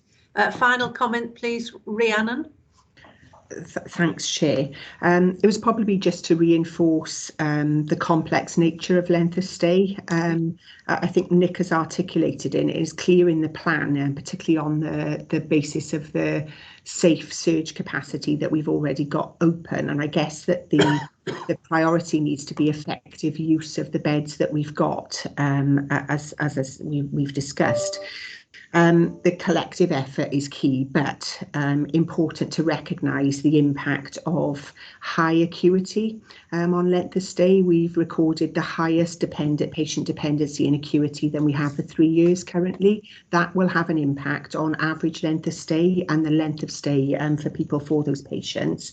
Additionally, the staffing deficits are key to length of stay and us not being as agile as we need to be. So the deficits in medical staff, nursing staff, allied health professionals, and our high use of agency staff, where those staff will not be familiar with our processes and will not have the relationships with local authorities and partners. All of that will impact on average length of stay. And I think that additionally, the novice nature of our workforce, we know that we've been successful in recruiting, particularly in nursing, but that these nurses are either novice or new to the area, particularly with the volume that we've recruited from overseas, again, all impacting. And finally, the pressure that we're constantly under, and so therefore patients being in the wrong place. So our absolute approach to decongest the ED, because we know that ED, an overcrowded ED, has a negative impact for patient experience and patient outcomes. But when patients are placed in the wrong place, that additionally adds to the length of stay. But just to flag that the delivery unit are working with us. We're undertaking an audit currently on what they determine stranded patients. So that's looking at not only the patients with the long length of stay, which Nick alluded to, but additionally our inter-hospital transfer processes to see if there's anything that we can do on that basis to improve. Because again, if we're transferring patients from the Grange to one of the ELGHs and then they go to a community hospital, for every transfer there will be an increase in the length of stay. So there's a bit of work there as well from partners to help us to see areas where we can secure improvements to improve length of stay. Thanks, Anne. Thanks ever so much, Rhiannon. I think that was really a very helpful exposition of the complexity of length of stay and what happens then to patients. Sarah, did you want to say something? You flashed up then? No, she's looking blank. No, fine, okay. Well, thank you very much indeed for all the really hard work and thought that's gone on into producing the winter plan from our point of view as a health board. Are you content, given the comments that we've made, to adopt the winter plan and to adopt it as part of our submission on tomorrow? to the Minister as part of the regional partnership plan. Yeah. Thanks, and thanks Nick and the teams for the huge amount of work that's gone into producing this. I'm going to bounce down the agenda, and I apologise so much to you, Sian. We were right in the middle of the winter plan, and I didn't really want to stop the intense discussion on that, as you can imagine. So I'm really sorry to keep you waiting, but it's very nice to see you here, and thank you for sending your slides earlier. It really helps a great deal, especially as some of our independent members are new and therefore will not have experienced a visit from WISC before and what WISC does. So thanks ever so much. And over to you then. I think Richard's going to put your slides on. Can you see the slides? Hang on. Yes, thank you. So I'm just to start with, Kate's with us today. So right, I couldn't see Kate. Welcome, Kate. Sorry. Morning, Anne. Morning. Yeah, Boda Pab. Thank you very much for your time this morning. I'm just going to hand straight over to Sian in the interest of time this morning. But just to say thank you very much for the slot today.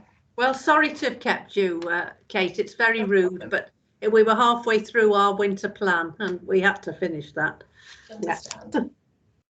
Great. So I'll kick off. So again, just to reiterate our thanks to Anne and to the board for allowing us this opportunity to speak to you, particularly given the pressures that the board agenda is under at the moment. We do recognise that. We've brought, we're going to present an abbreviated presentation, so you'll find that some of the slides in your pack are not covered today. Okay. But what we do want to emphasise is that because we've got an abbreviated slot, we do want to offer the board the opportunity to encourage the opportunity to pick up conversations outside this meeting with us. We've brought the whole exec team with us today so that we can link up people. So we want people to take advantage of that opportunity. Yeah. So we'll just click on to the slides. What slides can you see at the moment? Sorry. I can't just see the first specialist service update. Right, thank you. That's fine. So I'll click on to the next one, Sian. Yep, yes, please. So I thought I'd start. Can everyone see the slides? Yeah. Yeah. So I just thought I'd start with the money and remind you that specialised services by their very nature are expensive. The average intervention costs £20,000 per patient, but of course these are often life-saving or life-prolonging treatments. The contribution of an Iron Beven to the WISC budget is 136 million, and overall WISC takes up 14% of the NHS Wales's budget. So that I think that puts it into some context. Next slide, please. So this is just to remind us all about the WISC governance, and that our governance is set out in our standing orders and in an MOU with the health boards. Also, I'm not sure if members will be aware, but we've recently undergone a Wales Audit Office governance review, which was essentially positive, and recognised significant improvements over the last few years. So I did want to pick that up. So our governance consists of the joint committee, so that's our board. It has an independent chair, Kate, who's with us today, and the 7 health board chief execs. So of course Glyn sits on our board. We have 3 associate members who are the trust CEOs. The board's also made up of 3 independent members, and we've been very grateful over the previous years for an Iron Beven supporting us with independent members. From the WISC team, our medical director, director of finance, director of nursing, and myself are all on the board, and our committee secretary and director of planning are in attendance, but make important contributions to that meeting.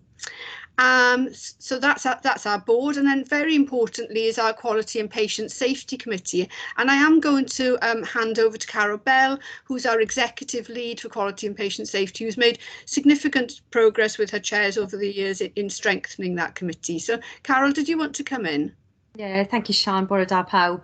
Yeah, we've got a Quality Patient Safety Committee within WISC, which reports directly to the Joint Committee. It's chaired by an independent member, and as you are probably aware, Emrys Elias used to chair our Quality Patient Safety Committee. And we have, in addition to that, we also have an IM representation from each of the health boards. So I know Pippa hasn't actually joined us for one of our meetings as yet, but she's going to be one of our newer members. Hopefully we'll have sent Pippa enough information in terms of an induction. We've also got a Quality Development Day, which is scheduled, it was supposed to be scheduled for November. It's now scheduled for January because there was a little bit of overlap in terms of a prior arrangement with the DU, and that's set for January. So again, that's a real opportunity to strengthen our Quality Patient Safety Committee and how it reports back to each of the health boards. Thanks, Carol. So moving on then, we have an Integrated Governance Committee. It's chaired by Kate, and our 3 independent members sit on that committee. And then finally, we have management group. That's made up of representatives from each of the commissioning health boards, 2 members each, and they offer us key expertise and advice regarding the development of our integrated commissioning plan, which is our equivalent to your IMTPs, and then in terms of discharging that ICP and providing their expertise over funding releases. So that's a sort of quick run through our overall governance arrangement. Next slide. So just to emphasise that there is ongoing works around our assurance framework, and we've recently revised our quality assurance framework. We now have what we call a commissioning assurance framework. This has been considered by the Quality and Patient Safety Committee on a number of occasions. It's also been to Joint Committee and was finally signed off by Joint Committee this September. And it's a suite of documents consisting of our risk management framework, performance framework, escalation process, patient experience and engagement framework. And again, if independent members want any more information about this, then more than happy to pick it up outside the meeting. And Carol's here to take questions if that's helpful. Thank you. Next slide. So at this point, I'm going to hand over to Karen, who's our Director of Planning, who's going to take us through some of the access of your population to our specialised services. Thank you and good morning, everybody. Could I have the next slide, please? Thank you. So I think when we spoke to you a couple of years ago now, actually, we showed a similar graph. So this is just where do your patients go? Where do your patients access specialised care from? So all of the dots on the map are all the flows for your patients. And you can see from the table that the predominant provider of specialised services for an Iron Bevan residents is in Cardiff and the Vale. But actually your patients can access a range of specialised services from all over the UK. And that sort of, I suppose, emphasises the fact that we commission specialised and highly specialised. So some of the services that we commission on behalf of the NHS in Wales can only be provided from 1 or 2 centres throughout the UK. And again, we've got a whole raft of detail that lives behind this. And if anyone wants any more detail, then we're more than happy to provide it and discuss it through with you. Can I have the next slide, please? We just got a couple of quick examples, but as I said, we've got these for all of our main services. So some interesting data and perhaps something that we'd like further to discuss with you. Plastic surgery access rate. So if you can see this graph, you can see the map on the left-hand side and the table on the right. And actually in Iron Bevan, you're really quite a lower user of plastic surgery. We've got very much a halo effect around Swansea Bay because, of course, the plastic surgery centre of South Wales is in Morriston Hospital. So we've got a very definite halo effect. But we're also really interested in what it is that you're doing in an Iron Bevan that is meaning your patients don't need to flow into plastic surgery. We suspect that you have more robust services maybe in dermatology. A lot of our referrals into plastic surgery are for skin procedures. And it'd be really good if we could learn from what you've got, that actually when we get more into the pathway work, and that's an area that we're really keen to engage more with health boards on, is this pathway work, so that we can understand what the learning could be in Inaugural and Beven that we could take into other health boards. What we're also discussing tomorrow actually with our management group is whether plastic surgery is really a specialised service. Is there value in this becoming a locally commissioned service, which means that we would hand the resources back, the money that you spend with us or allocates to us or to spend on your behalf? Could you make more use of that money locally in local pathways? And those are the things that we are starting to explore with management group in a number of areas, but plastic surgery is one of them. Can I have the next slide? Thank you. So this is cardiac surgery, and I think again when we spoke to you last time, we showed you some cardiac surgery access rates, and we showed it broken down by your constituent parts of the health board, so from your counties. So you're sort of midpoint user here, and that's again sort of some interesting questions. What is it that's happening within your cardiology pathways and your diagnostics that's causing this effect? And obviously we're aware that over the last year or so there has been some concerns that you've raised with us and with Cardiff around access to cardiac surgery, and I think we've tried to work through that, and Stuart will show in a little while what's happened to cardiac surgery as one of our example services through the COVID period. But we're really keen, again, as I say, to engage with you on the pathways to make sure that we have got the right level of access for your residents for cardiac surgery, that we work with your cardiology pathways, particularly some of the stuff that you're doing now in an interventional space that we commission from you as a provider, to make sure that we've got these flows right and that we are addressing the needs of your residents for cardiac surgery. We have these for all of our key specialties. So on the basis of time today, we've just brought a couple of examples, and they're really interesting examples for us, and there were areas that we are wanting to do further work within. But if you have any more, if you've got some work that you've got ongoing, we can probably provide you a level of detail around the tertiary flows that actually make that pathway complete, and we can see together a complete picture. So what we wanted to do today was just illustrate a couple of examples. Sean, I think I'm handing to Stuart now. Stuart, next slide, please, Richard. Thank you all. I'm Stuart Davis, the Director of Finance and Information. So I'm going to show you today the comprehensive information reports that we've got in terms of specialist services to show the extent of the impact of COVID, the recovery from COVID, or the partial recovery, and what our plans are for the future. So next slide, please. This slide shows an illustration, really, of the depth of information that we've got available for all of our specialties and all of our contracts, because we hold on your behalf around 40 specialist services contracts across England and Wales, and we have this detail available for most specialties. We thought we'd illustrate cardiac surgery performance because that is an area that we were extremely concerned about during the start of COVID. What this particular slide shows across the top is the impact that COVID has had on the activity levels. So this goes all the way back to the 2019-20 financial year, the year before COVID, and then all the way through to the current date. And you can see the massive impact that COVID had initially on cardiac surgery, with very, very little activity going on during that period. We're now in a steady recovery phase. We're up to about 80 to 90% of current performance, and the plan from Cardiff and Vale, which is your major provider, is to recover to at least 100% by the end of this financial year.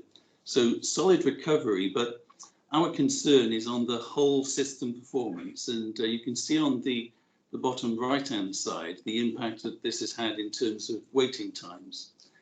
This is information, of course, that we report to health boards on a monthly basis and to joint committee.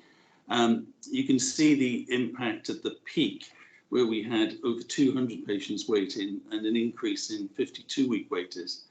As activity has started to recover, and as new additions to the list have been quite slow or intermittent, we've had a fantastic impact in reducing the waiting list. So you can see that we're now down to below 50 on the waiting list, which is the lowest it's ever been. So that appears to be great news. You can see that the provider is targeting the over 52-week waiters.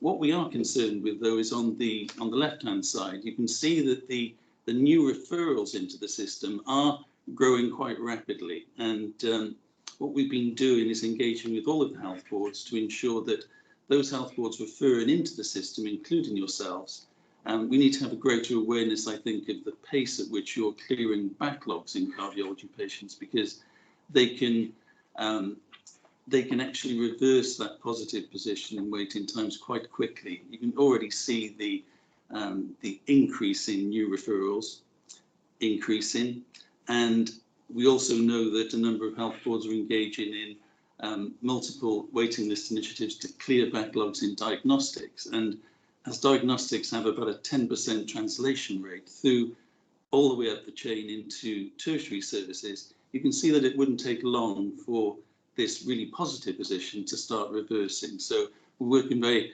strongly with our health boards in terms of that recovery position.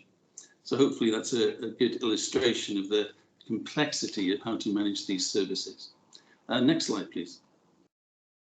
This slide shows how we're responding to COVID as an overall organisation. So because we were concerned originally that the rate of recovery in specialised services was different to the rate of recovery in terms of general services, we were concerned that the clinical systems for prioritisation, for example, the priorities 1 to 4 that you've heard a lot about, don't tend to prioritise some of our important specialised services to the degree that we would wish. And perhaps the best example is the prioritisation or relative prioritisation given to paediatric surgery and things like cleft lip and palate, which are really important developmentally, but don't score terribly well in terms of clinical priority. So we've made sure that all of our systems are in place to make sure we are continually pushing our providers to deliver as much as they can, to manage the waiting times across the full range of services. So we had a workshop with the Joint Committee to agree our approach to how we improve the equity, and that's equity between access into English services, which has been very strong, recovery has been very strong, and access into Welsh services, where we've seen a slightly slower recovery, but also quite a patchy and differential position across Wales. So Joint Committee supported for us to develop alternative pathways into England where appropriate. So we've actually gone around all of our providers to source additional capacity should that exist. There are some pockets available. It is a lot lower than previously because NHS England themselves are embarking on a significant recovery plan, as you can well imagine. We've also then moved patients across health boards to increase timely access. And perhaps the best example of that is in South Wales. We had a capacity problem in thoracic surgery in Swansea and a growing waiting list. And we were able to form a partnership with the Cardiff service, including joint MDTs and assessment processes, to make sure that what capacity was available was shared to the most relevant patient at the most important time. And that relationship has continued throughout and actually is strengthened recently. So they continue to have that joint access across the two services working closely together. And that's an important way of releasing some of the problems that we have in capacity. We then moved on to agreeing recovery plans with all of our providers. So all of our providers in England and Wales have shared the recovery plans. We are constantly monitoring those plans and providing assurance to our joint committees and management group regarding those plans. If they're off track, we challenge. What we have been doing in the past few months is to try and persuade those providers to actually increase their provision of specialist services and the attention that they give to our particular plans.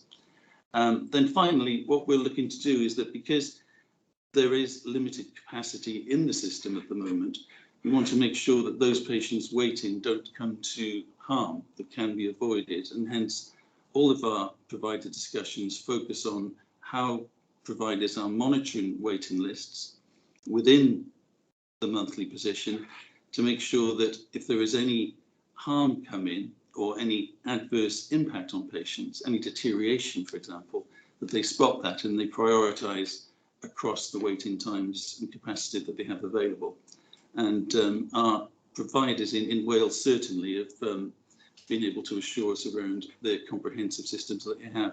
Our fallback position on that as well is to make sure that all the systems we have in terms of quality monitoring, spotting individual instances, for example, in SUIs, they're reported through the systems that Carol was talking about earlier, and they're an added source of data, if you like, into ensuring that we minimise the harm due to our patients.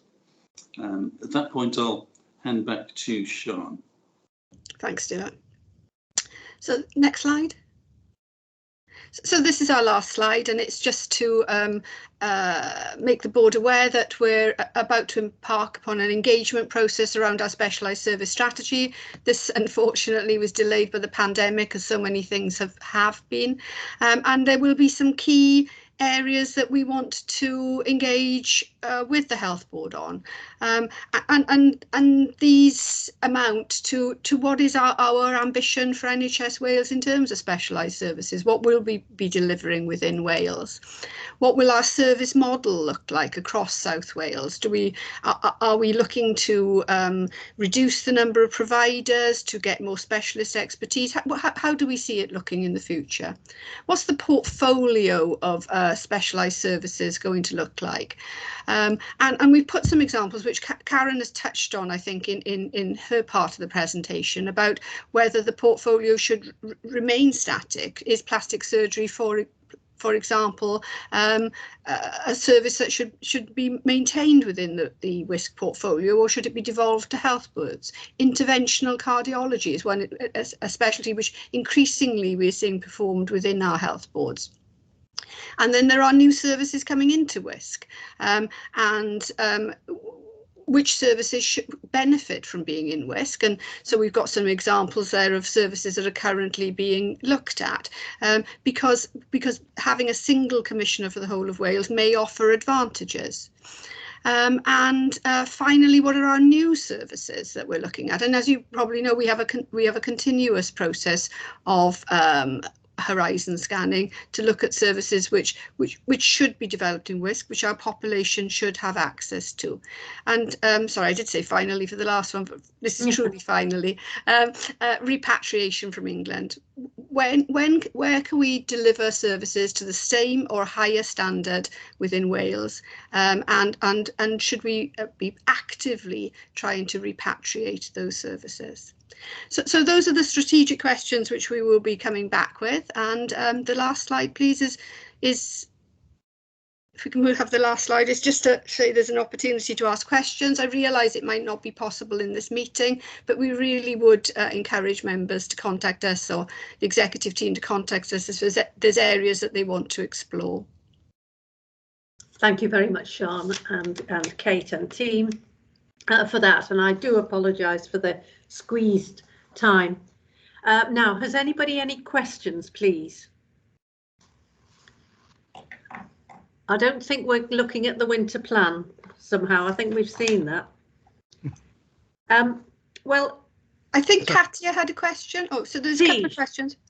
Tej, yeah. Can you put the slides down, please? Thank you. Thank you. Just a brief question. I think those are really, Sian, those are really interesting and important discussions that I think we need to have. I've got a number of questions which I won't ask now. I'm just asking whether we could possibly have a session separately, Anne, yes, on this, so that we can have that discussion, because it seems to me that this is probably a conversation that we should be having on a regular basis in terms of reviewing the strategy together. Yeah, quite. Yeah, we certainly will do that. That's okay. Rob? Just for the board members, in case they don't realise that the relationship with WISC is managed through the commissioning team within finance. So yeah, if we want to have a briefing on that, we can link up, possibly do something jointly with WISC colleagues, so you can get a rounded picture of where we are. Yeah, and I think it's really important that we have an absolutely clear view, as we would for our services, about quality outcomes, value for money, accessibility, the lot, because this is our community and we need to look after it as well as we try to look after all the services that we provide too. It's really important. And I think that the paper on plastics leads to a huge number of questions, but lots and lots of opportunities, which I think we need to pursue. And I think that's going to be really important. So, Kate, if you wouldn't mind, if we have a board briefing session that we can agree a date for, that you could come back and we could go through this information in more detail and decide how we're going to work collectively. Yeah, absolutely, Anne. We'd be delighted to do that. Thank you. Great. That'll be really good. Thanks ever so much. Pippa and then Paul. Just briefly, absolutely support people coming back and being able to discuss this fully. I just wondered about, because we're so close to the border, do you commission services from England as well? Yeah, they do. Thanks. Yeah, they do, which will be part of the discussion about plastics. You know, what exactly do we get from England and what are we getting at the moment? Paul and then James. Can I just say it's hugely refreshing to have this presentation. I think our work and relationship with WISC is incredibly important. And what is really for me to know was that Pippa is now joining the board. Pippa chairs our quality and safety as part of her role as the interim vice chair. That gives us confidence really with regards to knowing the information, that we more joined up and will be improving our relationship with you over time. And I think that's incredibly important to me as a board member. And just to thank you for all your efforts today and for the presentation. Much appreciated. Great. Well, we endorse that, Paul. Definitely. James? Yes, thank you. That was a really interesting presentation, and I will look forward to the board briefing. And one of the things that I would really enjoy the opportunity to explore in more detail is how we continuously measure the quality of the service that patients receive from other health boards, because I do not have access to the wealth and breadth of information on quality I have for the services we deliver ourselves. And that means that I don't always have the same assurance that we're offering the quality that I would expect. And the mechanisms for communicating between commissioning and providing health boards don't necessarily work as well as I might hope. Nicely put, James. Yeah, we're more than willing to explain to you our reporting mechanisms. There is a slide on it. I think we took it out for brevity, but yeah, more than happy to go into that. Well, and it's how we work more closely together in a real-time basis, because patients are being treated all of the time, and we don't often touch base to just see how well it's going. Yeah, grand, thank you. Nicola? Yeah, thank you, and would really support a board briefing. I agree with many of the comments. I don't think we give this sufficient attention as we do to services we provide ourselves, but equally they're our population and it's really important.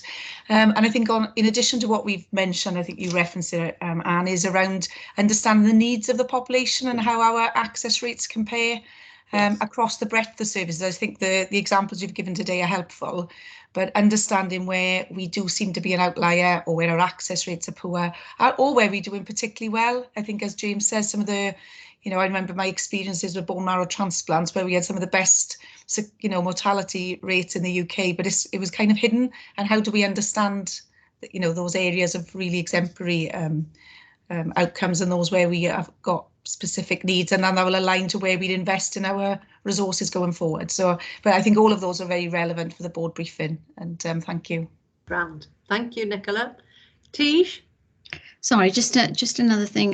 In terms of when you come back, something that I'd particularly like to explore, agree with the other comments, is where what the process is by which we continually assess what is regarded as specialised or specialist and what isn't. So as you know, as we progress, some of the services that would have been specialist in the past are now actually, and maybe that's something that you've referred to with plastic surgery, and what is the process by which we establish what is on that list and what we can do at health board level, and what the mechanism is for that.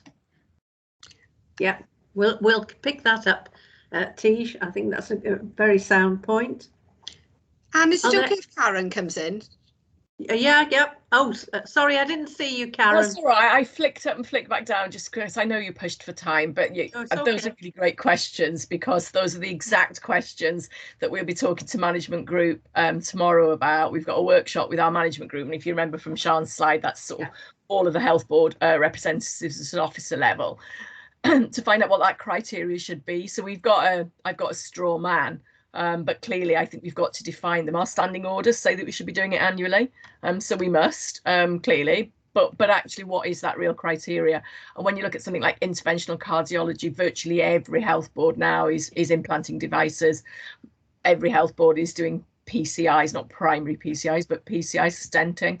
So actually, is that now business as usual? Yeah. And therefore, does it not make it specialist? But we will work through a criteria, and your views on that would be exceptionally helpful. Clearly, at some point, we'll run that criteria into joint committee as well. So, thank you. Thanks ever so much, Karen. Are there any further questions? Just one clarification, Sian, and it was something that you said. We haven't got 2 thoracic surgery centres, have we? Currently, we've got Cardiff and Swansea, but they are merging in 2024. The single centre will open. Well, that'll only take 8 years. I think actually longer. If you speak to... Oh, God. Right. But it is, the planning is going ahead for the single unit. But actually what we've achieved is joint working, which is a big step forward, which will put the new centre in really good stead, I think, when it starts. Oh, good gracious, I remember. Yes, I remember so do I, Anne. Yes, I bet. So if Kate and I and our board secretaries can liaise about a date, we'd be really, really pleased to have you back, so that we can determine a way of working that means that we're fully engaged, and that we can make the decisions together, because that's basically what we've got to do. Thank you ever so much, and I'm so sorry to have kept you waiting. It's very rude. I'm very sorry for that, but we're very pleased that you came, and we'll look forward to see you again. And thank you. Thanks, Kate. Thanks very much, everyone. Diolch yn fawr iawn. Thank you. Bye. Bye. Now, let me just check. What time did we ask our staff to come for the critical care patient story? Chair, I asked them, I told them it was unlikely to be before 11:30, but could be a bit later. But I think if we could do those sooner rather than later. Would members agree that we do them now? I don't really want to keep them waiting. Is that okay? Yeah, that's great. Can you rustle them up? Lovely. I think Bryony and Richard have sent them the link, and they're going to email them when okay. Okay, thank you. And thank you all for agreeing to have a special board briefing with WISC, because I think there's it's a considerable amount of our resource. It's a considerable number of our community who access this resource, and we have got to have, and I have been talking to Kate about this, we have to have a really sound way of having an intelligent information based discussion on how our services are being commissioned and what we expect from them. So thank you very much for agreeing to a special board briefing on that issue. But it would be helpful would be helpful, Yes. Anne, if the James's comment was sort of also exactly visited, because we want to have consistency, standardisation, so that you know, it fits in with our model of sort of how we patient quality and safety and outcomes, etc. So I think his point is incredibly important. Thank you. I would agree, absolutely. Pippa? Yes, I was just going to say, I think that what we should try and endeavour to get some kind of regular reporting structure from WISC to go to the patient quality and safety meeting, so that actually we've got that assurance at our end, because ultimately we're commissioning those, or they're commissioning those services on our behalf, and so I think it's something that, as chair of that committee, I should be able to take forward with WISC, and hopefully we should be able to get some kind of regular reporting. I think would be really useful to us. Yeah, well, that is what we've been asking for. So, and the thing is, Pippa's on the board, so you'll be able to facilitate that. I would think, Pippa, that'd be really good. Yeah. Right. Oh, Nicola, are they here? No, I'm just I've emailed them as well. But Richard, have you contacted them as well? Bryony's emailed them. Do you want me to cover the estate strategy? Because I think that one will be relatively quick while we're waiting. Oh, okay. Well, I'm assuming it might be quick. It might be wrong. Well, possibly. It's up to you, or I'm happy to wait for them to join. Whatever you'd prefer. No, carry on. Okay, so let's if I do the estate strategy, so I'm pleased to provide the board an update on the progress we've made against the estate strategy over the last 2 years since we approved it in January 2019, which is overseen as well by the Strategic Capital Estates Group, chaired by myself, and Shelley sits on there as an independent member. We've attached a couple of reports. One is the progress against each of the 22 strategic objectives. We've got a refreshed set of strategic objectives, which are very similar, but builds on the progress that we've made on some of those, and kind of gives it a new focus over the next 3 to 5 years. And we've also included the forward kind of look, our estimate of what the capital programme requirements may be, taking our best estimates and profiling our spend. I think it's important to note a couple of the key areas of progress over the last 2 years since we signed off the strategy. Obviously, the completion of the Grange University Hospital was a significant component of the estate strategy, and that initial reconfiguration of the Royal Gwent and Neville Hall, albeit we've reconfigured way beyond what we ever thought we'd need to in terms of responding to COVID. I think we referenced earlier the good progress we've made around the primary care estate strategy, which has been shared with Welsh Government and really welcomed. Good progress on the 2 health and wellbeing centres of Tredegar and Newport. And as Nick mentioned as well, there are now 3 or 4 schemes in the pipeline that are going to be put forward as a next phase of that primary care estate strategy. There's been some good progress around mental health, around getting the specialist inpatient unit progressing with the OBC due to be completed spring next year. We succeeded to pull together a master plan on the Medi Park, albeit lots more discussions on that. And good progress on the breast unit and the satellite radiotherapy unit as well that are in progress. We also got the energy strategy approved last year, which was really good. And we've also developed a capital efficiency framework under Rob's leadership, which we will be applying to many of our capital prioritisation schemes going forward. The main priorities going forward into the next 3 to 5 years is mental health. Whilst good progress on the specialist unit, we are keen to make sure the wider estate plan meets their service needs and aligns to their service transformation plans. We need to finalise some of the work around Royal Gwent and Neville Hall, and particularly the link to St Wollo's Hospital, to be able to rationalise the estate for some of the old buildings in particular. And particularly focus on backlog maintenance and reducing our carbon emissions, and Sarah and I are kind of refreshing and putting new priority and pace into the agile working. We've got a new delivery board, which Sarah's now chairing, which I think is meeting next week for the first time, to give it a bit of a new lease of life, if you like.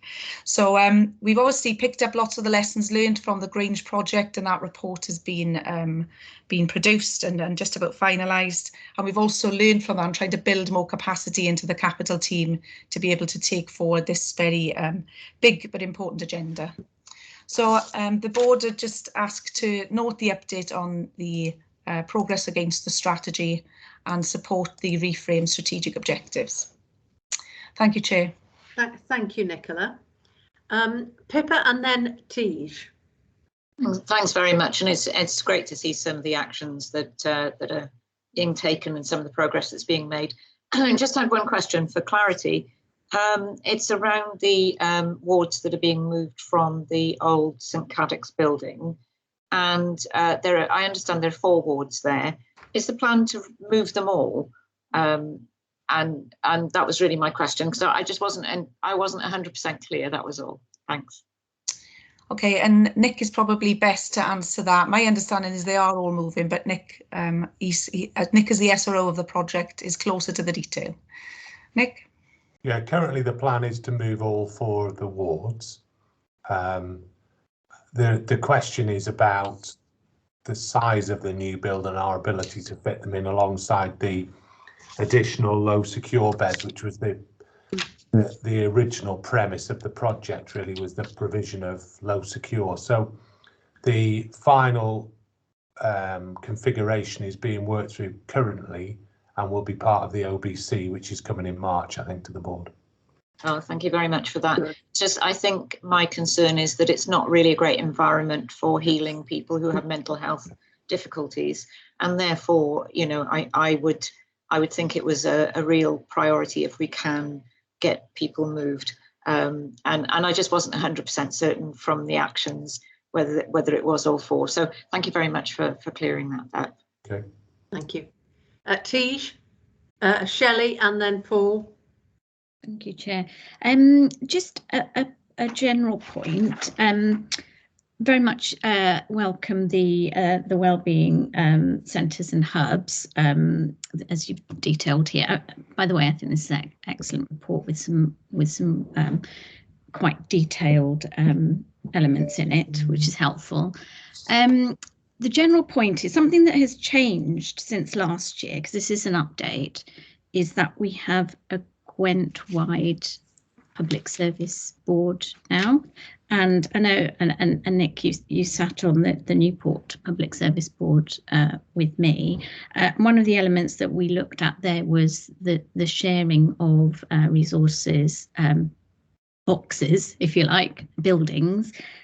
So if that, if we could pay some attention to that, both in 2 ways, both in terms of this strategy, but also to feed into the thinking of the Gwent Public Service Board, and to try and up the work that we do on that, because that has a few benefits.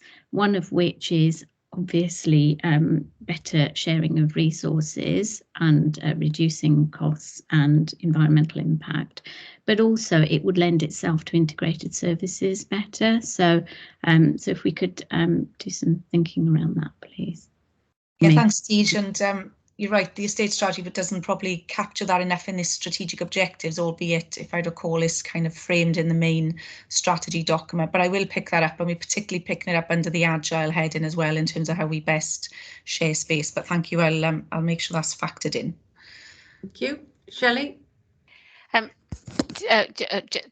Obviously I've seen the report before, so and I think we have made progress. It's been quite difficult, and particularly with COVID sort of setting us back. So I think we have made quite good progress.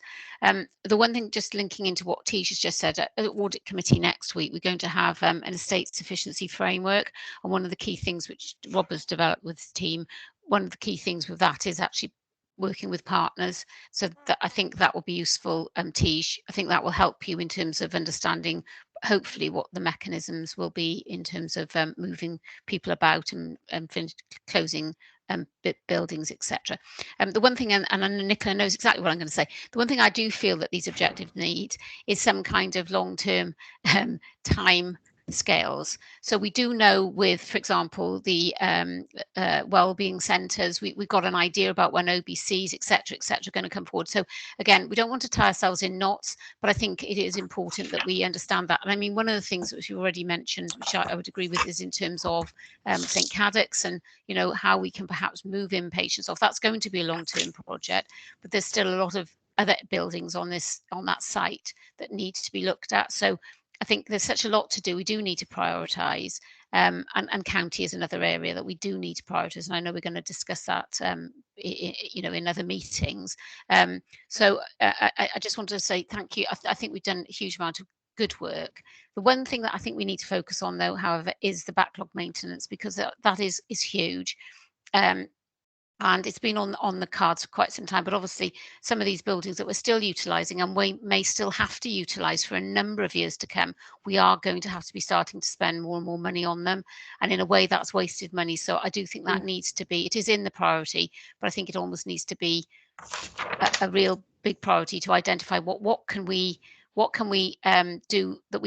do we need to absolutely do, but if we've got a plan that we're going to potentially move off a site in 2 or 3 years time, or a particular area, is there stuff that we can do in the meantime to mitigate any of that potential risk to patients and staff and the public in terms of those buildings? Thank you. Thanks, Shelley. Important points and noted, absolutely. Paul? Just to thank Nicola for the report. I just sort of make the observation that I think mental health provision is something that there's now an opportunity to refresh. I think the facilities at St Cadoc's and the County Hospital, date back centuries. We have to think about patient experience equally. We have to think about staff experience. Mental health and allied issues are going to be a priority for us. And I think there's now an opportunity for us to revisit facilities and to think, longer term about what we can do, when we can do it, and to try and get it done as best we can as a priority, in my view. Yeah, thank you. Any further questions? No?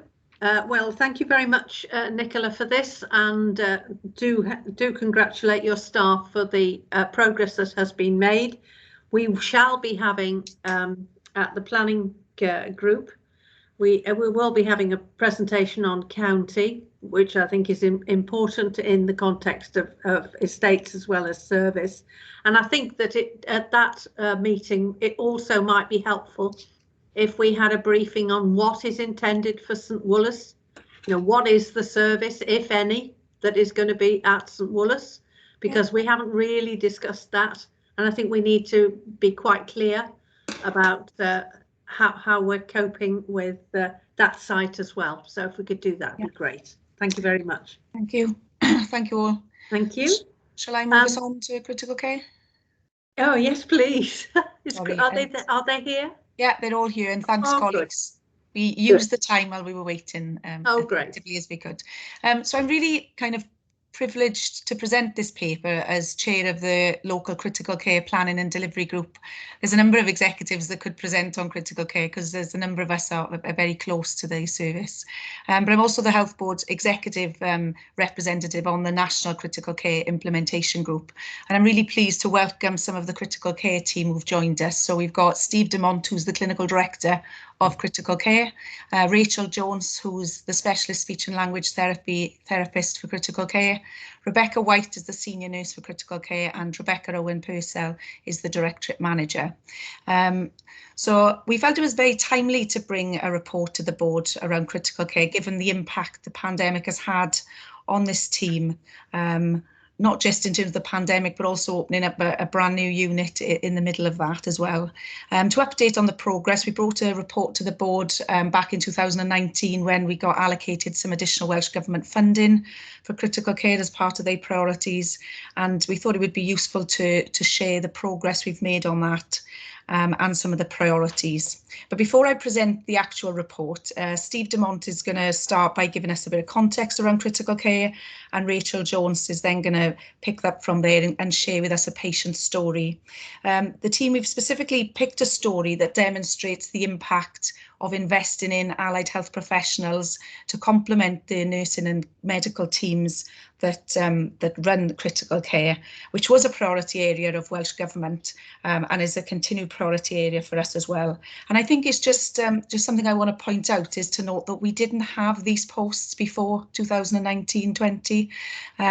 You know, I think we were the first health board to have a full-time speech and language therapist in critical care. One or two might have had some part-time resources. So it's only when you listen to the story that we were using, generally trying to dip into the broader pool on an ad hoc basis for some of this therapy support. And I think that's just an important point, and I'm sure Rachel will draw that out as well. So I'm gonna... Before you stop, Nick, can I just say, I well remember the patient story we had about 2 years ago of a patient who'd experienced critical care. I have to say, it was a really moving story, and I felt very sorry for both her and her husband, as almost he was reliving it. It was quite difficult. But one of the things she suggested was better psychological support. And I think we've got to congratulate the team for immediately taking up that challenge, and the evidence is within the story. That it's really moved a lot. So thanks to you all. So Nick, on you go. Okay, so Steve is going to share his slides himself, I think, and then he's going to hand over to Rachel. So Steve, if you're okay to start. Hi, yeah, thanks very much for the chance to talk to the board and just give you a little insight of what's happening down at the far end of the corridor on floor 2. So I'll just share my screen, and if it all goes wrong, this started well. Let's go, let's just see. How are we looking? Are we seeing that? Yeah, we can see it. Excellent. Okay, so we've been in our new home now for just over a year, and are getting used to the place where to put the pot plants and hanging the drapes. So the thing we feel about intensive care is that the COVID pandemic focused a lot of attention on it, and there was a lot of talk about ventilators, which are literally pieces of machinery. And don't really tell the full story because it's much more than that. So what's missing from this picture? Well, what's missing from this picture is people, and that's really what intensive care is all about. The technology you see there is really just the toolbox to do things, and it's nothing without a team of people, not just doctors, not just nurses. We are very much a team, and these are just the toys we play with. So what isn't intensive care? It's not a place, it's a description of what we deliver. It's not just a collection of expensive technology, as I've said. It's not somewhere with a huge array of treatments that are not available anywhere else. The treatments we use on intensive care are the treatments you can get out on the wards. What we do is we support people's vital functions until they recover, or unfortunately don't, from their illnesses, and that the treatments have a chance to work. And I think that's often, people have a misconception about intensive care, that we got special magic that we have there. We don't. To let lighten up on magic, we do more of the same, but we got the toys that will keep you alive a bit longer. And it may not be what you thought it was. It's all very exciting when you see it on TV and so on. What is it? It's the place where the most severely unwell patients in the hospital will be cared for. And the emphasis on the word care. It's where the patients may spend some of the most upsetting and frightening time of their hospital admission. It's all very easy to think of the dreaded medically induced coma that we hear on the news, but a lot of our patients spend their time awake, but still connected to the technology that we're using. And the world becomes a terribly frightening place to them during that time, despite our reassurances. It's where our staff are uniquely skilled to manage that and another range of problems that may come our way, and we find ourselves in the position of somewhat like a wicket keeper in a cricket team. If the ball goes through, we have to stop it. And usually I've certainly found over the years, and I've been working in the health board as a consultant since 1992, if you've got a difficult question, you don't know the answer, then just write down intensive care, and that's what will happen. The patients will end up coming to us, rightly or wrongly. But more importantly, it's a service that all the team are proud to be a part of. And that pride is, now we're in one unit, is quite a thing to see. What do you get for your money now that you put us all in a nice new premises and we've had a chance to get settled in? You get a unit that's one of the biggest in Wales. And it's something that I certainly feel, and most of my colleagues do, we should start acting like that. We're not a little district general hospital with a little ITU. We're a big ITU where we're giving the same treatments, bar one or two of the specialty services that you can get anywhere in the UK. And we're doing it to a standard that's entirely meeting with our peers, because we regularly review through the ICNARC database our outcomes. We've got a staff that have been tried and tested and bonded by the pandemic surges. When the two units were separate, we had one surge, and then soon after moving, we had a second surge, and that enabled everybody to work together, bond, and find out how to use this single room model of intensive care that we have, which is actually one of only a few in the country that are solely single rooms. So we got used to our toy, and we got used to how to using it, and we now think we can use it under any times of surge and pressure. It's a service that approaches patient care as a holistic process. It's not just about the ventilators, and then once they're off the ventilator, get them out to the ward. We have an aspiration to keep improving to meet the national service standards. There are a set of standards called the GPIC standards that we've just been recently audited against. There was a national survey, and we're using that report ourselves to focus our efforts to make ourselves certainly the equal of many a unit around us. And we've got a commitment to maintain the support for its patients once they're discharged to maximise their recovery potential. It's very easy, as I say, to close the door behind them and say, good, that's another one gone, that's an empty bed, but we don't do that. We need to help these people because, as I've said, it's a long and frightening experience for many. And lying in bed and being so ill does run down your batteries. And we can demonstrate that with the case, the patient story that Rachel's chosen to present to you in a second, about how that kind of works and the multidisciplinary nature of what we do to get the outcomes we need.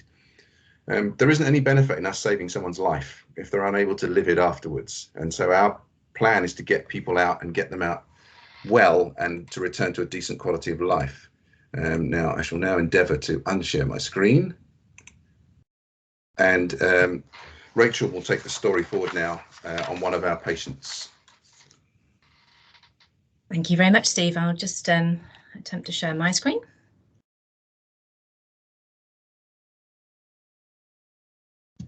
There we are.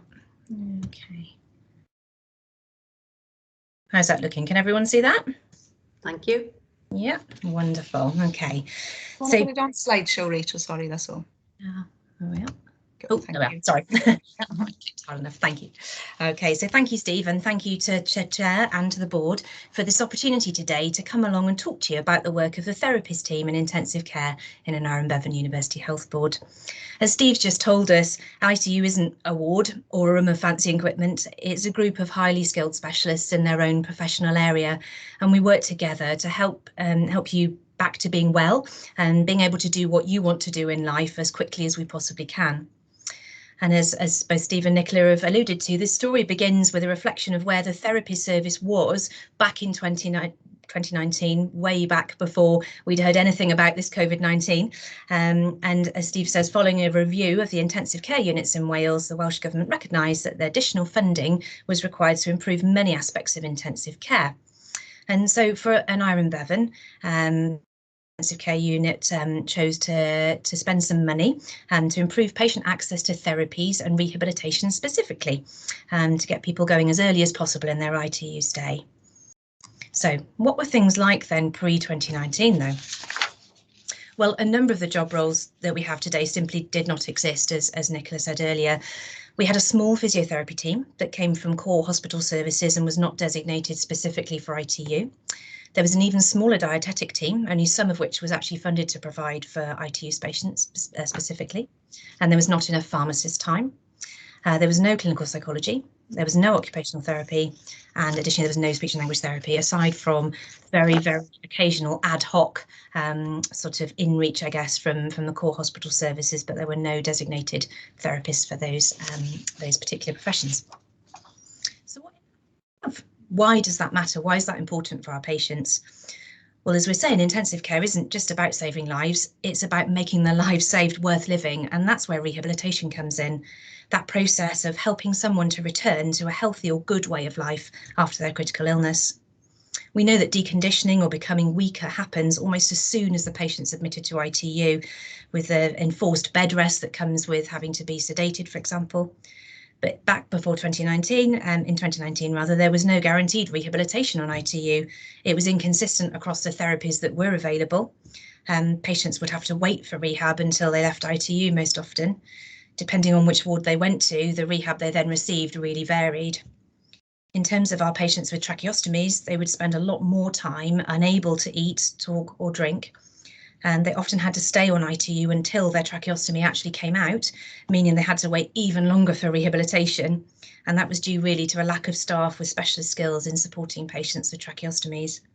This slows down the patient's progress through the hospital. It makes it likely they're going to stay overall in hospital for a lot longer. And they may need more help with things like washing, dressing, getting in and out of bed, walking. They may be less independent and have more disability if they don't receive the early rehabilitation we know they can benefit from. So what happens then in 2019? Well, as we said, Untitled and Beven, an intensive care unit, chose to spend some of the Welsh Government money on funding increased therapy provision.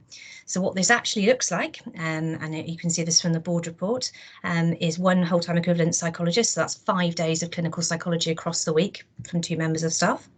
An extra half a physiotherapist, that's 2.5 days of physiotherapy.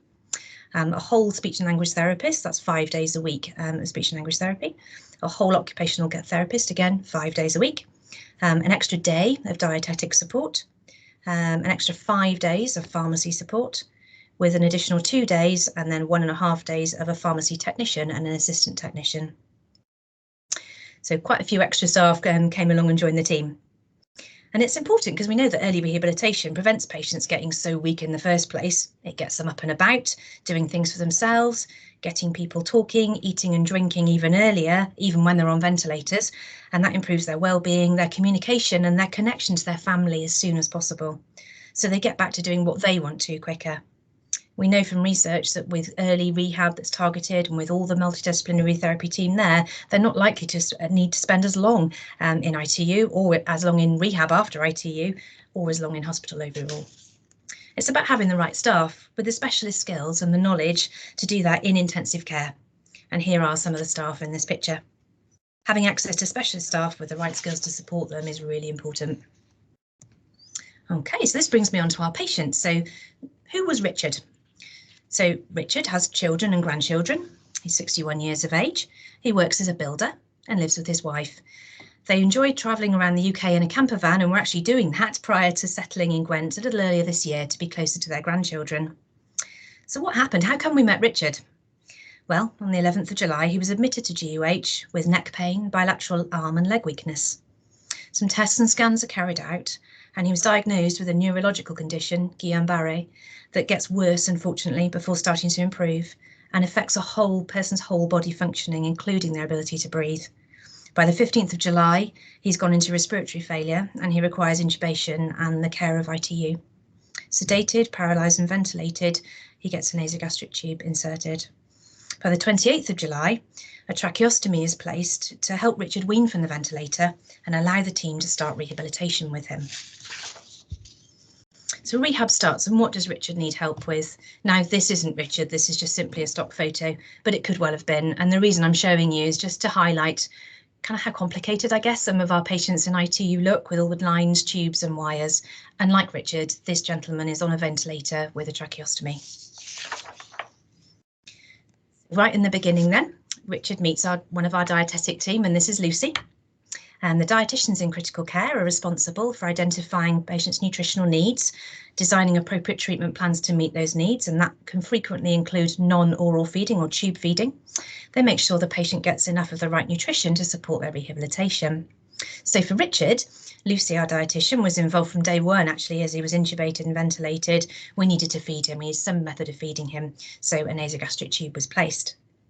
So from that first day in his admission, by day 5, Lucy noticed that actually he was having some problems with his bowels, so we needed to introduce a higher fibre feed in order to support that.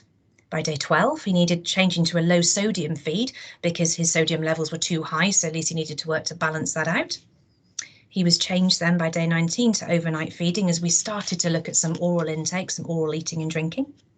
There were some problems with that, so he had to go back onto a slightly different regimen by day 21. And then day 27, Richard was reporting an increasing thirst, so we had to increase the water that was received via his NG. So as you can see from that, there was lots of different interventions that Lucy was delivering all the way through Richard's stay. And I think they were seen 10 sessions in total, twice a week during his hospital stay by our dietetic team. Who was the next people in the team that Richard met? Well, let me introduce you to Sarah. Sarah is one of our physiotherapy team that saw Richard. She's not the only one, but she's one of the team. And physiotherapists on ITU support and treat lung function. They aim to prevent ventilator-associated pneumonias. They also work to prevent the effects of prolonged bed rest during critical illness. So physio rehab is very much tailored to the patient's needs, depends on their conscious state, their psychological status, and their physical strength. It could incorporate passive therapy, sort of stretches in the bed, but early progressive physiotherapy would include a focus on mobility and walking whilst ventilated, ideally, and is essential in minimalising functional decline. So what were the key interventions then from physiotherapy for Richard? Well, in the beginning, it was a lot to do with his chest. He was on the ventilator, he needed assistance with suctioning, with manual techniques to clear those secretions, and to really get those secretions shifted. It then moved on to providing stretches and passive movements in the bed and an ankle splinting programme to prevent damage to his ankles from his feet becoming flexed. And he was sedated during this period. Then they moved on to active assisted bed exercises, and that was a little bit tricky because his BP kept dropping, his blood pressure was a little bit low, so that restricted them a little bit in the initial phases. But by the 4th of August, he's sitting out in the chair for the first time. They then did some jointer sessions with our occupational therapist, more of which in a second. And by the 9th of August, Richard was sitting on the edge of the bed for 20 minutes. Then they continued to do mixed joint sessions. So some of it was bed exercises, some of it was sitting on the edge of the bed, and some of it was on our tilt table, which literally brings the patients up, gives them a sense of being upright, which is important when they've been laid in bed for so long. By the 12th of August, Richard does his first stand with a special piece of equipment, the Encore, with facilitation of full staff. And he also started using the TheraBike, and there's a picture of a gentleman using the TheraBike there.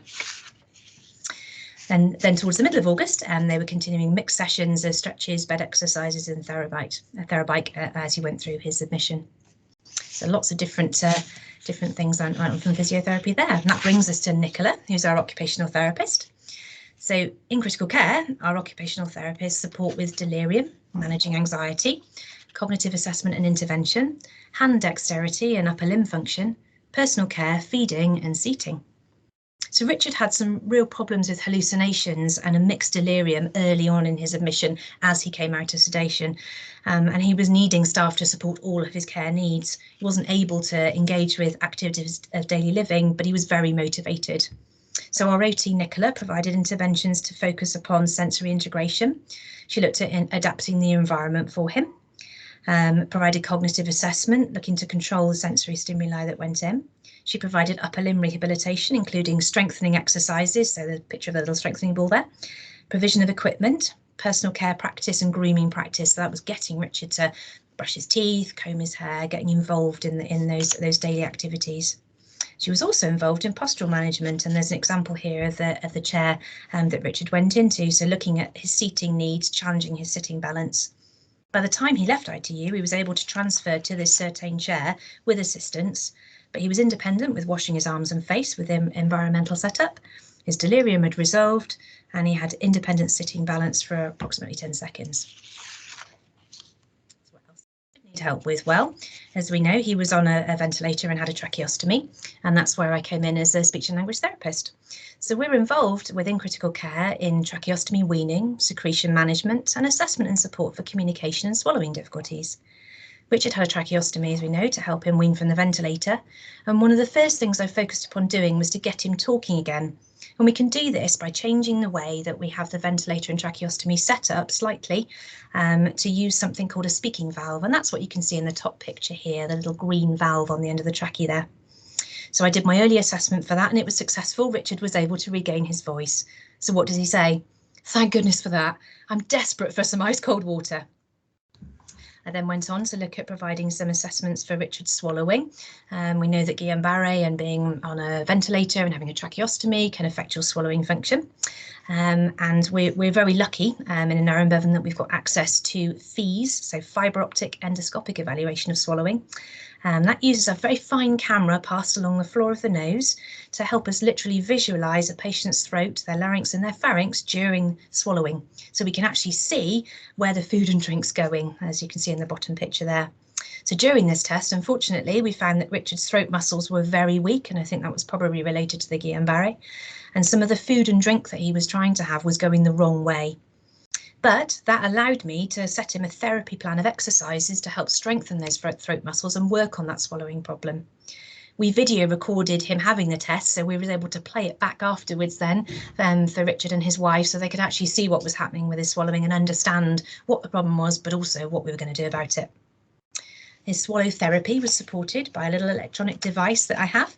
It's got some electrodes, goes under the patient's chin, and it just senses muscle activity. It doesn't do anything to the patient, it's just biofeedback, but it displays it on a little screen, and that can be really useful to help the patient understand, I need to swallow hard. That's what it looks like on the screen. Happily, after some days, the tracheostomy tube comes out. Richard is using his voice, and after doing the exercises for swallowing, and we repeated the swallow test a little bit later in his admission, he returned to eating and drinking normally. And that brings us on to Claire, who's one of our clinical psychology team on ITU.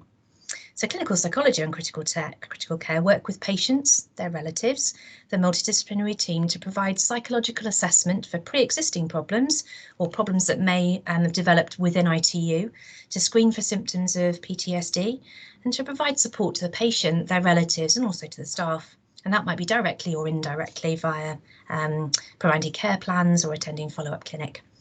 For Richard, this meant having a direct visit from Claire on intensive care.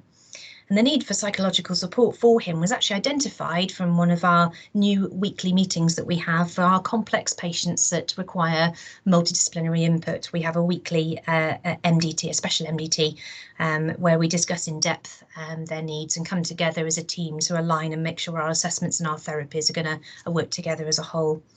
So from that, we recognised that he needed a little bit of support. So Claire was able to then go along and provide some consultation to him, but also provide some recommendations and a care plan to support the team in managing Richard, particularly in the early days with his delirium. Delirium management guidance was provided also to the patient's wife, so she could understand a little bit better what was happening and how to help him. And his wife was also herself offered psychological support for helping to deal with having a loved one in ITU. So what was the effect of all of that therapy? Well, hopefully it looked a little bit like this, that there's a jigsaw pieces all coming together to really get Richard going with his rehabilitation. And the result was his delirium resolved over time. He was able to interact with his family and to engage in rehabilitation. He was able to wash his arms and his face. He was able to sit up and hold himself up unaided for short periods. He was able to sit out in a special supportive chair, so he was no longer confined to his bed. He didn't need a feeding tube via his nose into his stomach in the end, and he was eating and drinking normally. And the best thing was he was talking, communicating normally via his voice, so he was able to use things like FaceTime to connect with his wider family. So what did he think of this? I'm going to leave you to read some of these quotes. We called him up and asked him what he thought of the service that he received, and he had some really nice things to say.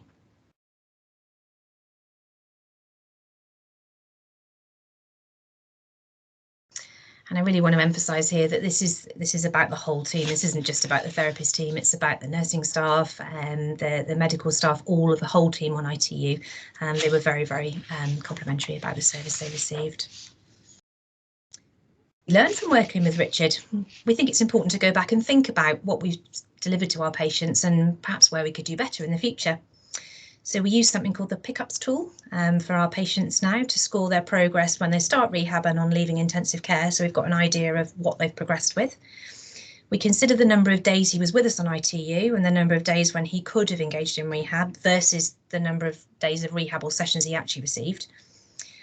We looked at the national guidelines, including the NICE guidance. And as Steve mentioned earlier, the GPICs, the guidelines for provision of intensive care services, to look at what we should be delivering and also things around the therapy staffing levels on ITU. We can see that Richard could have received quite a bit more in terms of the individual rehab sessions from the members of the team, and that's largely down to staffing capacity.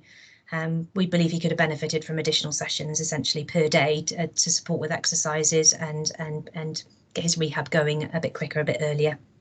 We also recognise there can be quite a bit of downtime in the day on IT when patients are not doing something, so we think that's an area that we could improve. We can see that compared to the national guidelines, we don't have quite enough therapy staff. Whilst we've made a great start with the investment that we've had, we want to be able to do more and do better. And where there's only one of us, so for example, speech and language therapy, there isn't cover for things like annual leave or sick leave. Richard told us he'd like to see more, even more of psychology specifically as a direct therapy, so that's something that we're mindful of. And we think he could probably have helped him to this point a bit quicker if he'd had more intensive rehabilitation a little bit earlier on. Okay, so I've come here to tell the story of the therapies in ITU, but when we reviewed his case, we realised that actually there are gaps in therapy provision and some of the things that happen after intensive care, and we're really aware that that's an issue nationally, and it has been highlighted at that level via the network. So what do we aspire to? More staff, more staff to provide earlier and better, more consistent rehabilitation. We were recently audited, as Steve said, against the GPICS guidance, and we can see there's room for improvement there. We're keen to expand that team, as I say, to consistently deliver that level of therapy and rehab that our patients deserve. To that end, we're collecting more outcomes for our patients so we can show their rehab needs, and started to introduce rehab prescriptions. So for patients leaving ITU, going onto the wards, it's really clear what it is that we think they need to get them to where they need to be. And like we said earlier, it's about making those lives saved worth living, enabling patients to do more of what they want to quicker. We know we can do even better. We want to help people get out of ITU even quicker, back to living their lives as they want to, as soon as possible. So, end of the story. Well, rehab takes a team, as we can see, and I'm really happy to tell you that Richard went home after spending 30 days in ITU, 66 days in hospital overall. Many thanks for listening today.